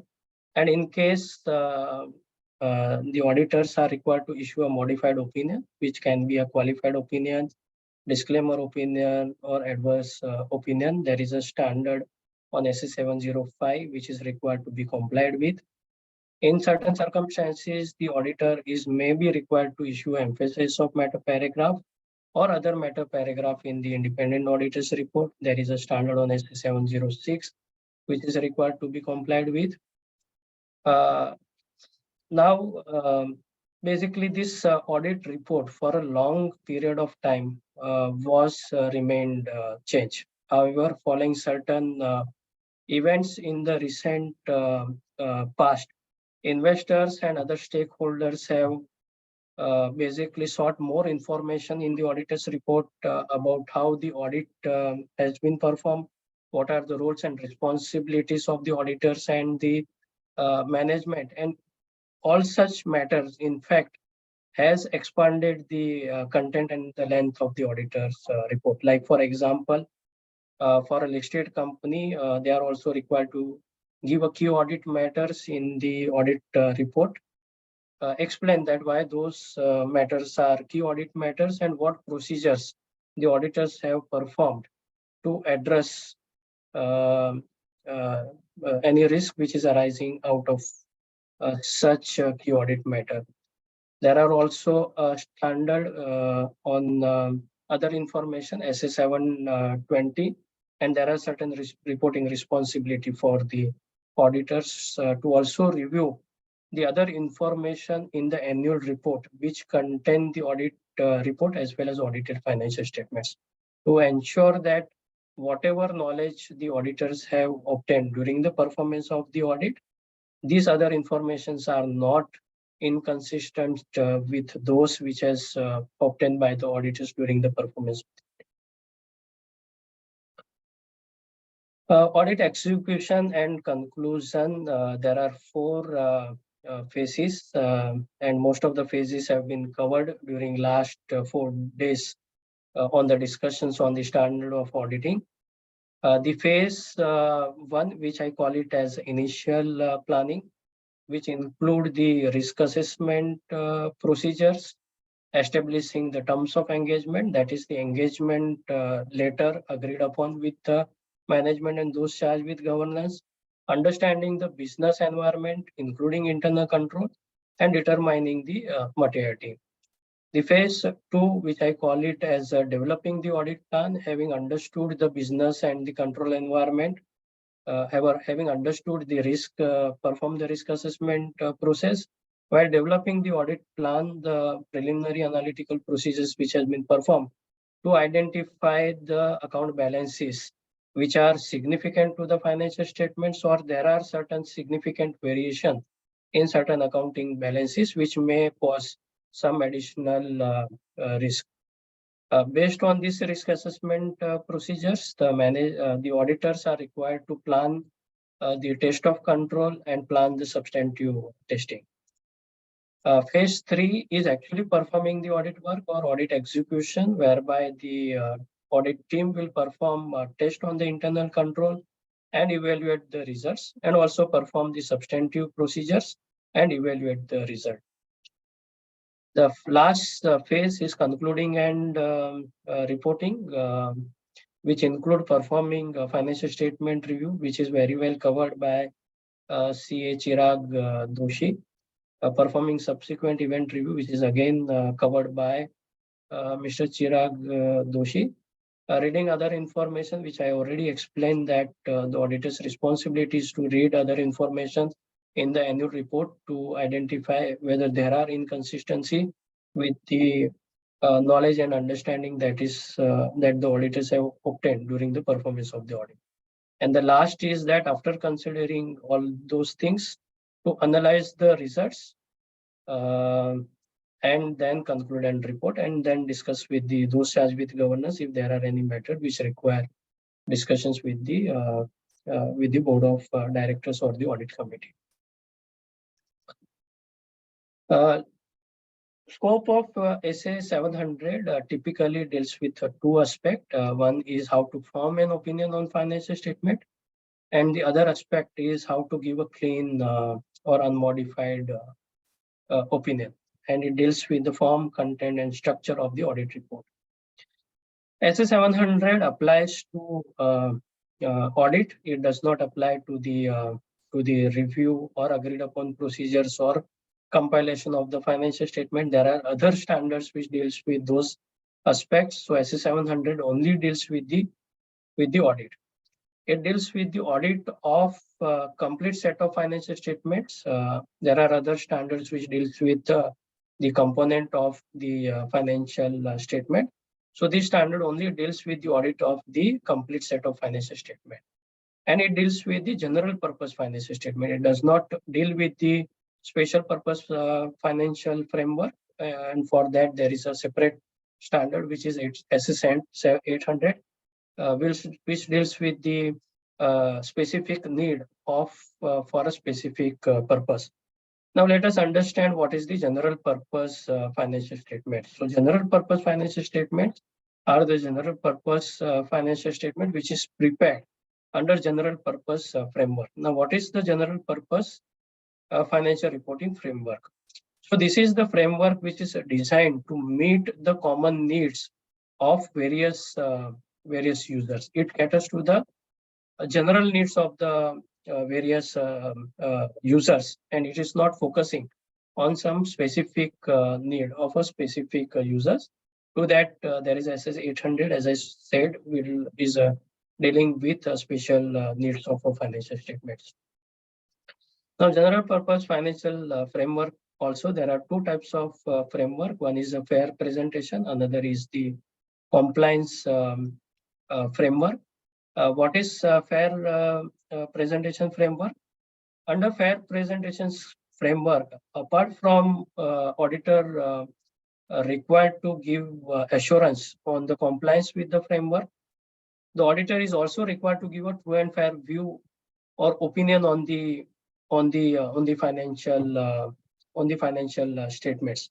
Whereas compliance framework, auditor is not required to issue any audit opinion on the financial statement, but only required to ensure that the financial statements are in compliance with the compliance with the framework which is given under the act, under which these financial statements are prepared. Now there are certain framework which deals with the compliance as well as fair presentation framework. So it's a mixture of both. So if I may take an example of financial statements which are prepared under the Companies Act, whereby the auditors are also required to ensure that the financial statements give true and fair view in accordance with the accounting standard prescribed under the Companies Act. It is also required to ensure that the presentation and disclosure requirements of Schedule 3 have been complied with. Apart from that, there are other assertions also which are required to be given by the auditors. For example, CARO, or maybe the auditors are required to give a specific assertions that the financial statements are in agreement with the books of account. Auditors have obtained all the informations which are required for the purposes of audit. So this example talks about fair presentation as well as compliance framework.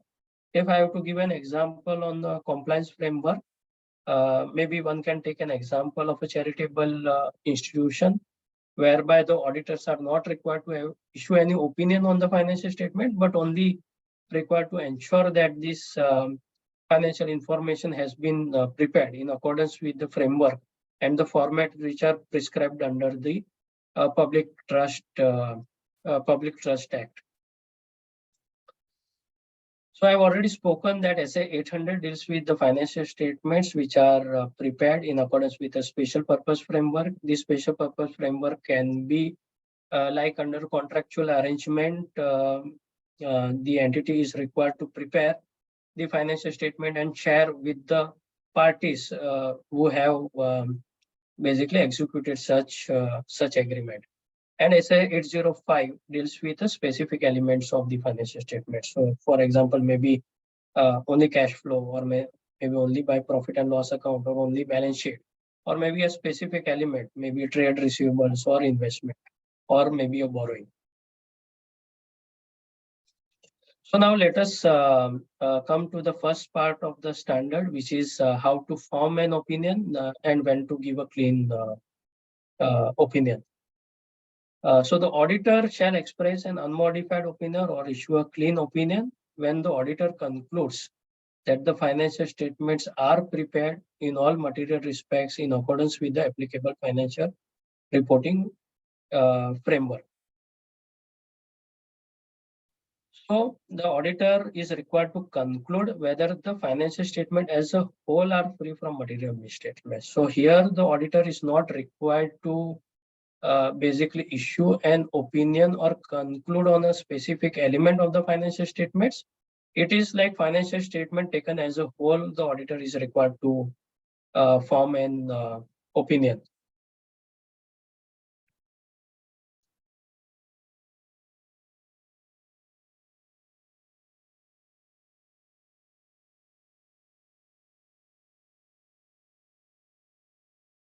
And the auditor is also required to basically review that. It's not that if any error which is received, the auditors are required to state that the financial statements are does not give true and fair view. Of course, any uncorrected misstatements which is noticed by the management is required to be compared with the materiality limit which is determined.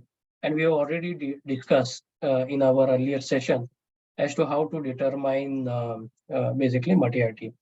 Now, for reaching an audit opinion, it's not very easy task. A considerable amount of diligence work is required to be performed.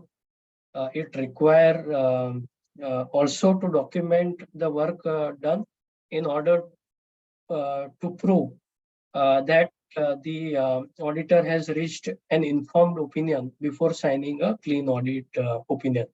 So the auditor is required to assess whether the auditor has obtained sufficient appropriate audit evidence and it has been appropriately documented to conclude whether the financial statements give a true and fair view. In our previous session, we have also basically discussed how to evaluate misstatements which is identified during the performance of an audit. Now, to assess whether the financial statement is prepared in accordance with the requirements of applicable financial reporting framework, the auditor is also required to consider the qualitative aspects and also need to ensure whether there is any bias in the judgment by the management. Let me give you an example of a qualitative aspect. So here you have performed an audit of a financial statements. You have identified certain misstatements. You went to the management and discussed those misstatements. Now, out of the misstatements which you have identified, the management has selectively rectified or corrected those misstatements. Now, when you look at the items which the management has chosen to rectify, the management has only chosen those items which increases the profit and has ignored the items which is reducing the profit. So the auditor will have to be very careful and basically look for such management bias and also look after the qualitative aspect. The another example could be that the auditor has identified uncorrected misstatement. Now, when you basically consider those uncorrected misstatement, it is below materiality. But on the other hand, you have also identified the management bias in applying certain judgments or the estimates. Now, if you consider uncorrected misstatements and the bias of the management in applying its judgment, and you come to a conclusion that both put together is material to the financial statements, then that is something which the auditor needs to consider before forming an opinion on the financial statement. And in such a situation, as we discussed in the previous session, such matter is required to be discussed with the management and those charged with governance before concluding whether the financial statements give a true and fair view as per the applicable financial statements. Now, the auditors are also required to see whether the financial statements adequately disclose the significant accounting policies selected and whether such accounting policies are appropriate and consistent with the applicable financial reporting framework. So it is not only that the auditors is required to see the disclosure of accounting policy and compliance with the accounting standard, but also the auditor has to see that whether those policies are also actually applied in the preparation of the financial statements. This we have already, CA Chirag Doshi has appropriately covered that how the auditor is required to audit the accounting estimates and reach to a conclusion whether those estimates are reasonable. Auditor is also required to see that whatever information is presented in the financial statement is relevant, reliable, and easy to understand. Not only that, the auditor is also required to see whether there is adequate disclosure is made. So it's not only that whatever information is presented and disclosed is reliable and relevant, but also if something which is like relevant but not disclosed in the financial statement, even those aspects the auditors are required to see, because there could be a disclosure deficiency in the financial statement. And if those matters which are critical, if it is not disclosed in the financial statement, the financial statement will not give a true and fair view.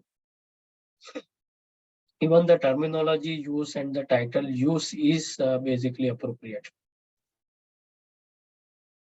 And as I discussed, there are two framework. One is the fair presentation framework. Another is the compliance framework. If it is a fair presentation framework, then the auditor is also required to see whether the presentation structure and content of the financial statements achieve fair presentation. And when we talk about fair presentation, sometimes it may require that you are required to go beyond the disclosure which is required as per the applicable accounting standards. So the management has a freedom to go beyond what is required under the accounting standards. And sometimes if the management has a strong reason to believe that by complying with the accounting standard, it may not give the true and fair view, the management is also basically allowed to deviate from the accounting treatment which is prescribed under accounting standard. But those cases are very, very rare circumstances when such a situation may allow. But fair presentation basically allow those freedom for the management to go beyond the framework and take a policy which may be in deviation. And however, in such situations, adequate disclosures in the financial statements and in the auditor's report is basically required.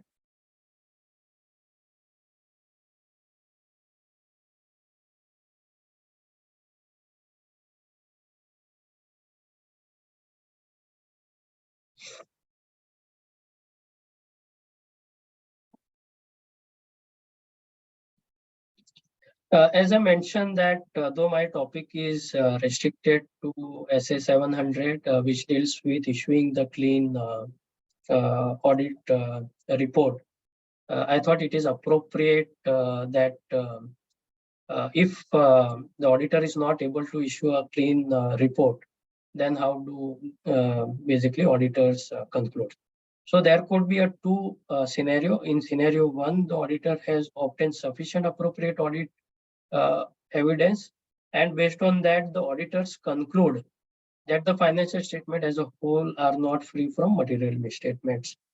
The other scenario could be where sufficient appropriate audit evidence has not been obtained by the auditors, and hence the auditor is unable to conclude whether the financial statement as a whole are free from material misstatements. In such circumstances, the auditors cannot issue a clean opinion or modified opinion, and the auditors, depending on its judgment, will have to modify the audit report. Now, if sufficient appropriate audit evidence has been obtained by the auditors and auditor conclude that the financial statement as a whole is materially misstated, the auditor will issue a qualified opinion. If sufficient appropriate audit evidence have not been obtained and the auditor is unable to conclude whether financial statement as a whole are free from material misstatement, and the auditor's judgment in the absence of evidence, it is likely that the financial statement may be materially misstated. Even in such situation, the auditor will issue a qualified opinion. Now, the third category of the modification is adverse or disclaimer. So if sufficient appropriate audit evidence has been obtained and the auditor conclude that the misstatement is pervasive to the financial statement, then the auditor will issue adverse opinion. And if the auditor is unable to obtain sufficient appropriate audit evidence and conclude that it is likely that the misstatement is likely to be pervasive to the financial statement, then the auditor will issue basically a disclaimer of opinion.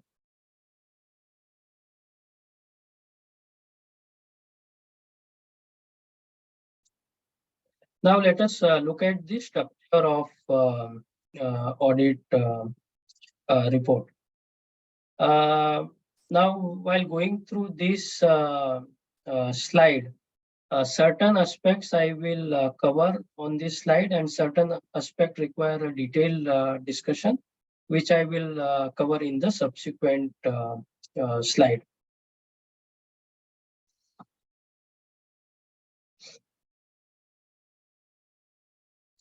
So as said, the standard does not establish any specific order in which the auditor's report should be given, except for the opinion and basis for opinion section, which should be given in the beginning of the report. The audit report should be titled as independent auditor reports, and it gives lots of credibility to the audited financial statement, because some independent party has carried out the audit of such financial statements, and issued an independent auditor's report. Address C, it is either driven by the engagement term, or if it is prescribed under law, it has to be addressed accordingly. So many a time the auditor reports are addressed to the authorities for which such financial statements are prepared. For example, the financial statements which are prepared under the Companies Act, it is addressed to the shareholders or members of the company. For a partnership firm, it is addressed to the partners. For public sector undertaking, it is either addressed to the President of India or to the stakeholders of such entity. So to whom the report is to be addressed, it's basically driven by the law which is applicable, or it is driven by the engagement terms. As I said, that this opinion and basis for qualified opinion is given in the beginning of the report itself, so that the readers or the users of financial statement is not required to search for what is the audit report, what is the audit opinion, because as I mentioned, that recently the length and the content of the auditor's report has been basically expanded, and hence it is very important that the opinion is given in the beginning of the audit report itself, so that it's very easy for users to review those basically opinion. Basis for opinion or qualified opinion or adverse opinion or disclaimer of opinion, this para is basically mandatory, whether auditors have issued modified opinion or issued a clean or unmodified opinion. Material uncertainty related to going concern, SFI 70, CA Chirag Doshi has very well covered in his presentation.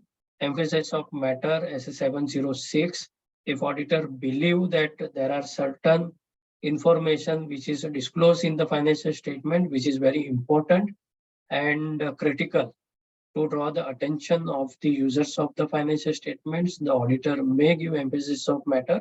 Or if there are certain significant uncertainty relating to certain matter, then even for the such matter, the auditor should draw emphasis of matter. I've already discussed SS701, which is applicable to listed entity, or maybe the auditor may, in its judgment, also would like to give key audit matters in his audit report. But in that case, the auditor has to communicate as a part of his engagement letter and discuss with the management and those charged with governance that the auditors may give key audit matters in his auditor's report, though it may not be mandatory for them to do that. I've also discussed about SS720, the responsibility about the auditors to read other information and to conclude whether those are in variation with the information which is obtained by the auditors or the information which is contained in the financial statements. Responsibility of the management and those charged with governance and auditors responsibility, I will cover separately in my presentation. The other matters is typically the matters which auditors would like to give in its audit report for the understanding of the users, to explain certain aspects on the auditing procedures. For example, if certain components are audited by other auditors and the parent auditor is placing reliance on such report of the other auditors, then the auditors will give other matter para in accordance with SS706 and SS600. In case it is like first year of audit by the current auditor and previous year audited by the predecessor auditors, there is a SS710 which lays down various responsibility of the auditors, and the auditor may give reference in its audit report stating that the previous year financial statements were audited by predecessor auditors. Now, apart from the responsibilities which are laid down under the auditing standards, the law may lay down additional responsibilities for the auditors to carry out certain specific, give a certain specific assertion or comment on certain specific matter. Now, such matters are not required to be confused with the auditor's responsibility on the financial statement as laid down in the auditing standard, and hence such matters are covered under a separate title, which is reporting on the other legal and regulatory requirements. So one of the example could be a certain additional responsibility for the auditors to comment under the Companies Act, where the auditors are required to make a specific assertions whether the auditors have obtained sufficient appropriate audit evidence for the performing the audit. The financial statements are in accordance with the books of account, whether the balance sheet, profit and loss account, cash flow statements are in agreement with the books of accounts or are in accordance with the compliance with the accounting standard. Also, CARO, or also commenting on the internal financial control over reporting. So all such aspects are covered separately in the section called other legal and regulatory requirements. If there are many matters which are required to be commented upon, the auditor can attach a separate annexure like on CARO or reporting on the internal financial control over financial reporting and refer those annexures in the reporting on the legal and regulatory requirements.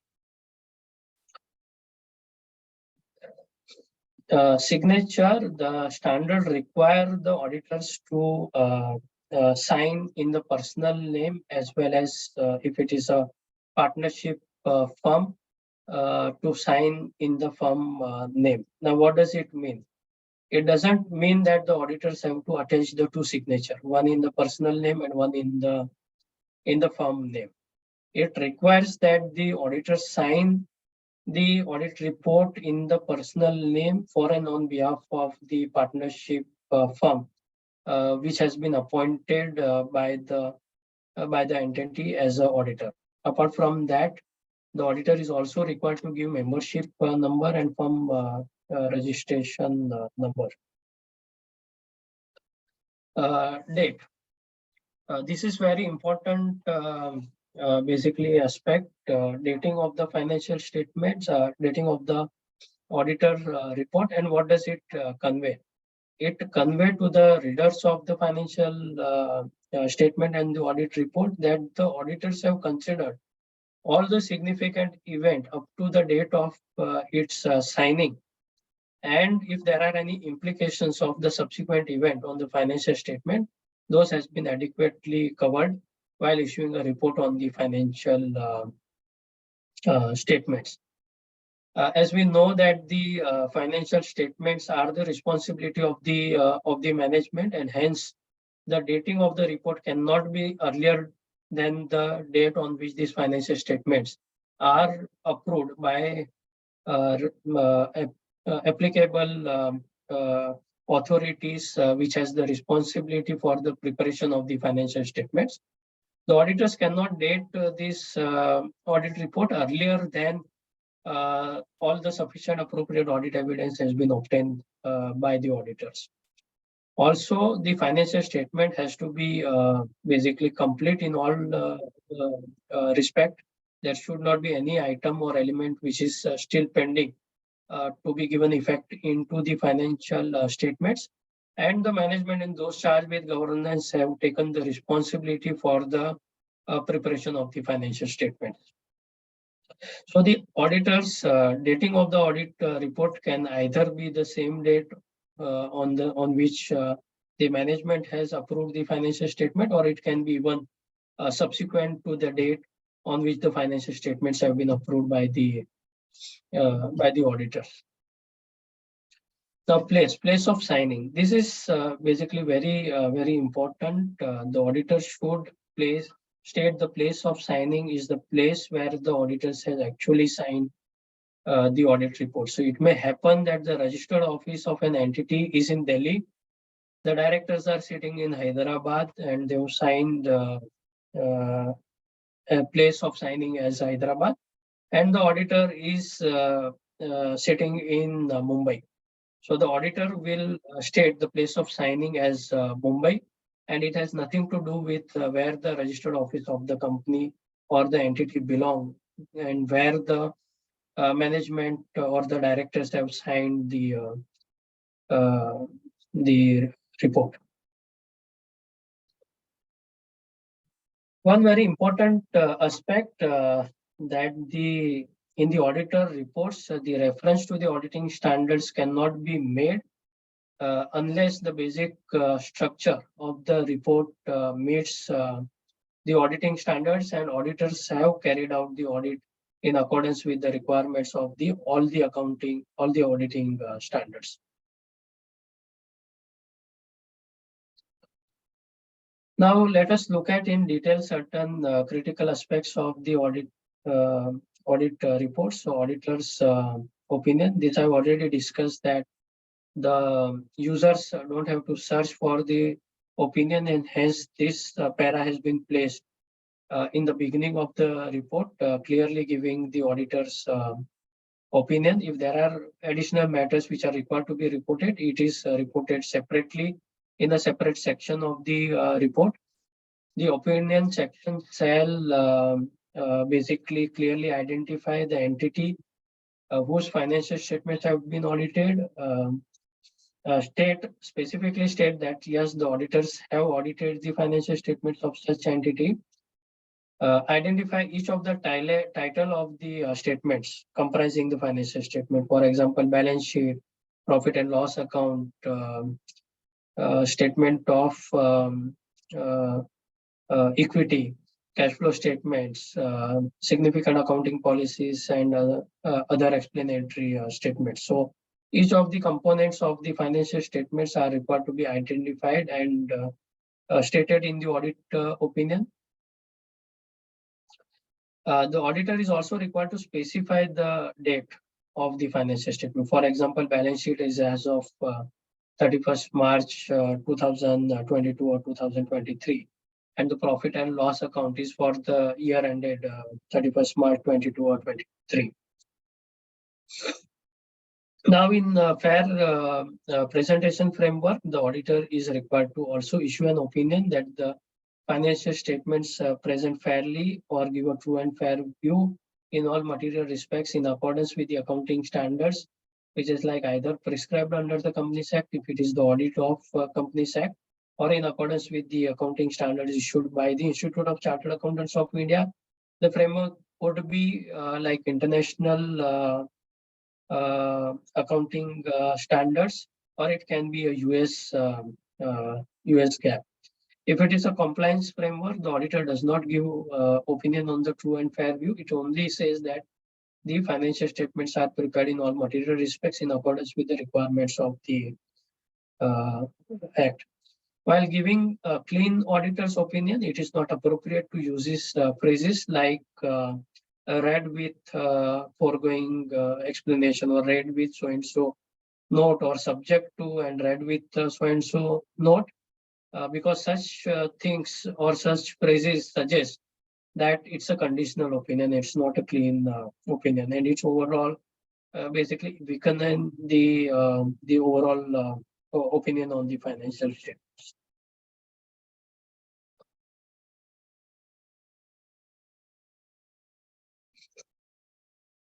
Coming to basis for opinion, as I discussed that this is required to be given whether it's a modified opinion or unmodified opinion. It is mandatory to give this para for all kinds of audit report. And basically a specific assertion is being made here is that the audit was conducted in accordance with standard of auditing, and it is drawing reference to the auditor's responsibility, which is given in the subsequent para in detail.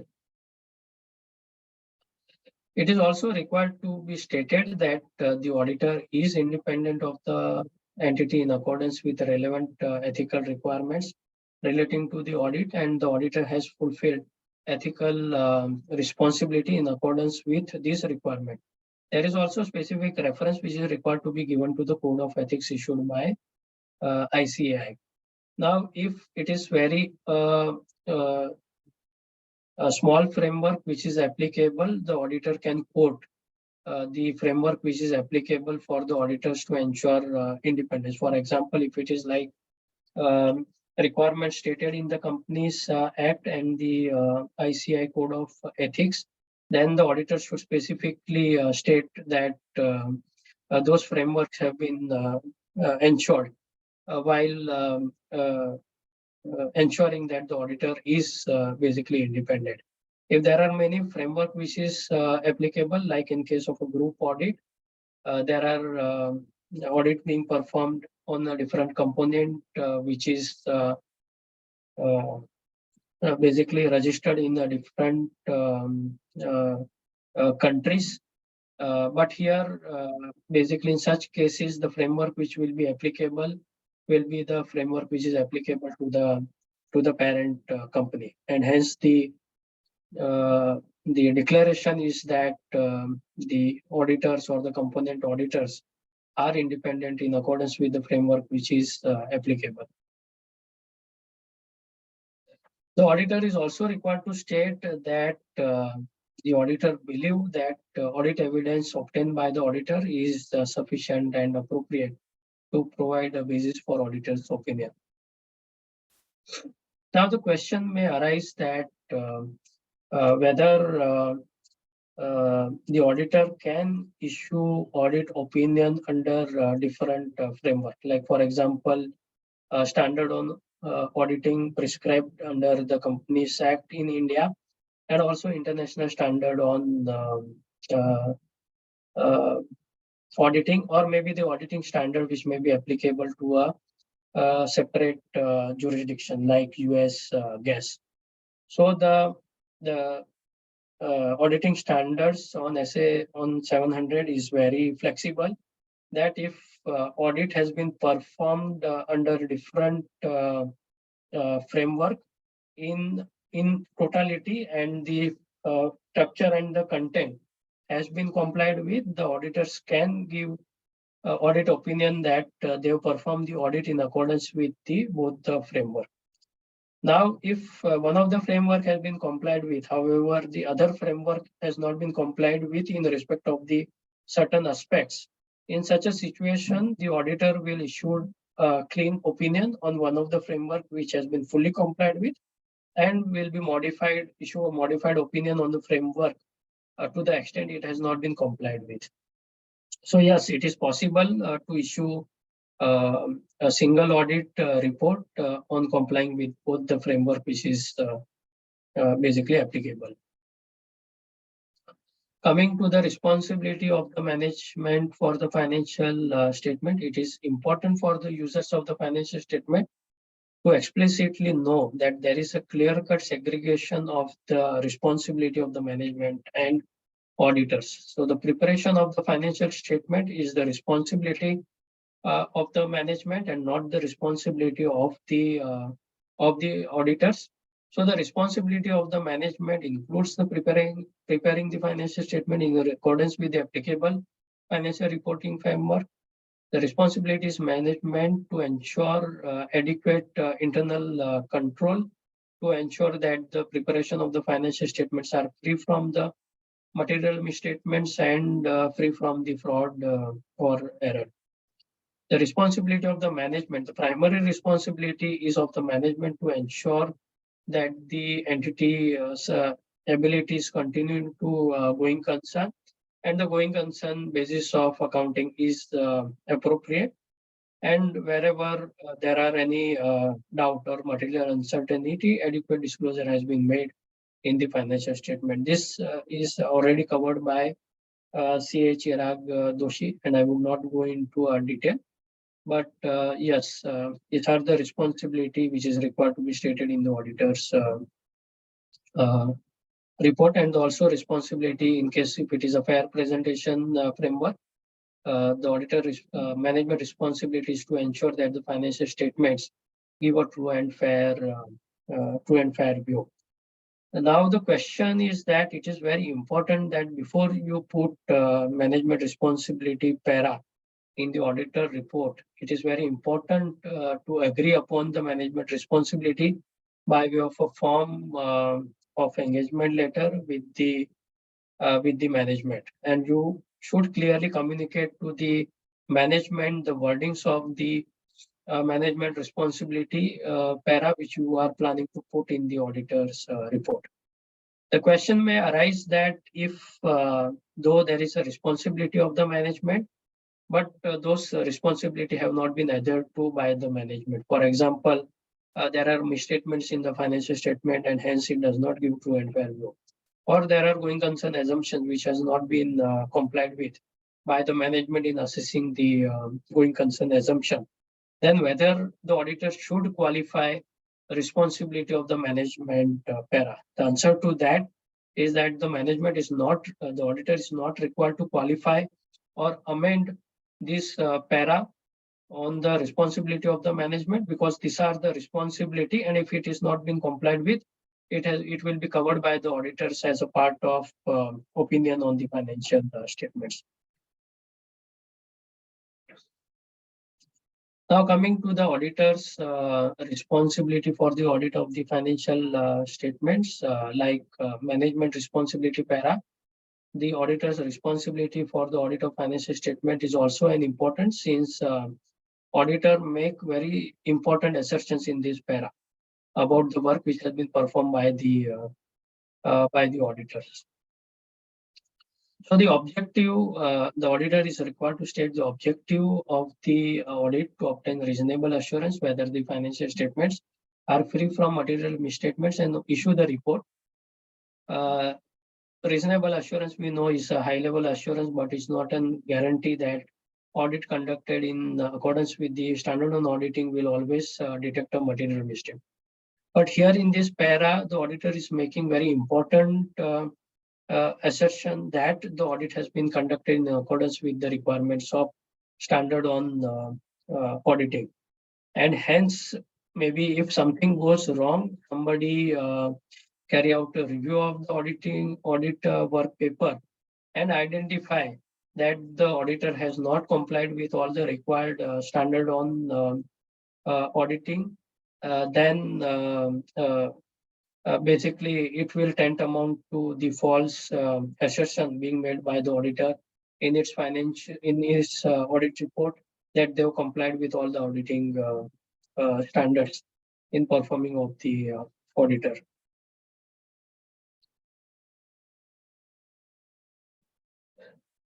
Auditors, basically the detection of the fraud is not the responsibility of the auditors. It is the responsibility of the management. However, there is a separate auditing standards in assessing the areas which are potential to the fraud or error. And hence the auditor is required to exercise professional judgment and maintain professional skepticism, as the auditor has to keep it in mind that the misstatement can arise either from fraud or error, and such aspect required to be factored in while performing the audit. And we have also discussed in earlier session that the auditor has to identify and assess the risk of material misstatements, design appropriate audit procedures to obtain the audit evidence that is sufficient, and risk of not detecting material misstatement resulting from fraud is always higher than those resulting from error, because there is a basically a coalition by the management by various people to perpetrate fraud, and it's not very easy to identify misstatement arising from the fraud. Auditor is required to obtain understanding of the internal control, and in companies act for certain entities, the auditors are also required to issue a report whether the internal control framework is appropriately designed and implemented and are effective for ensuring that the preparation of the financial statements are in accordance with the accounting standards and there are no material misstatements.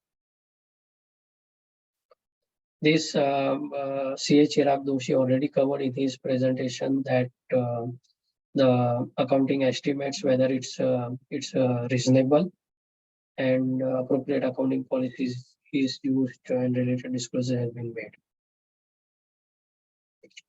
The going concern assumption is the responsibility of the management. However, the auditor is required to conclude whether those assumption which is used is basically appropriate, and if there are material uncertainty, whether adequate disclosure is being made in the financial statement. And if those disclosures are inadequate, then the auditor is required to modify its opinion.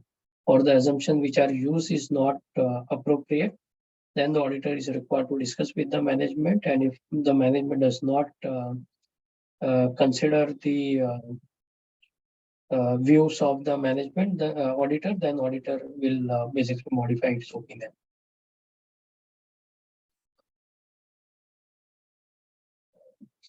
So with basically this, I conclude my presentation and I thank WRC for giving me an opportunity to share my views on the important standard on auditing and the final deliverables of the audit work. We still have a time, so I can go through the questions which are posted.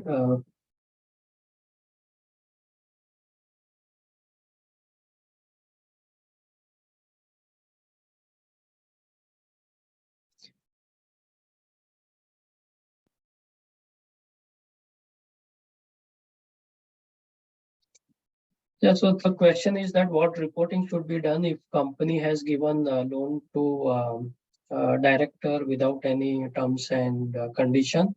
Under the Companies Act, there is a specific provision which basically debar the company from giving any loan to director unless basically there is a policy of the company to give similar kind of loan to all the employees of the company.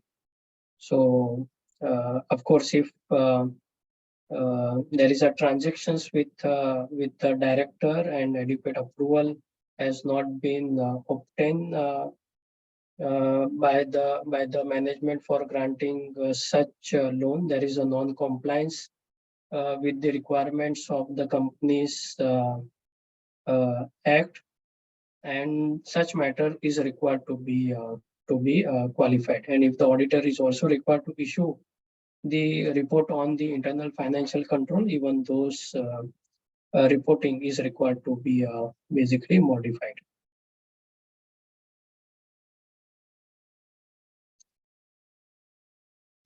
So over to you, Archika. There are no other questions in the chat box. If you want me to discuss something more, I would be happy to do that. So it's very vast, basically topic, a lot of factors which are involved, including like the framework. So the way I explained that there could be a reporting on the two auditing framework. One is Indian Standard on Auditing, and also ISA, which is International Standard on Auditing. Similarly, there could be two different framework under which the financial statements are prepared. For example, under Ind AS as well as International Standard on Auditing. And if the financial statements comply with both the framework, the auditors can issue a common opinion covering both the framework. So over to you, Ms. Archika or Ms. Thank you, Manoj ji. So thank you, Manoj, for your extensive sharing of knowledge on auditor's responsibility and how to conclude the opinion there. SA 700, 705 really very nicely discussed. I think we've all enriched ourselves, including all the participants out over here. Quite good examples were also shared in between. Definitely, thank you to WRC for having such a great faculty over here for us to understand 700 and 705. In fact, all para-wise discussions were done very lively with us. So thank you so much, Manoj, for this brilliant session. I would definitely thank you from behalf of all the participants over here. Everybody definitely had great listening. So I will really like to conclude here. Thank you very much. My pleasure, my pleasure. Thank you for giving me an opportunity. We all really appreciated your listening. Okay, thank you. Thank you all the participants for patiently Thank you, hearing me. sir.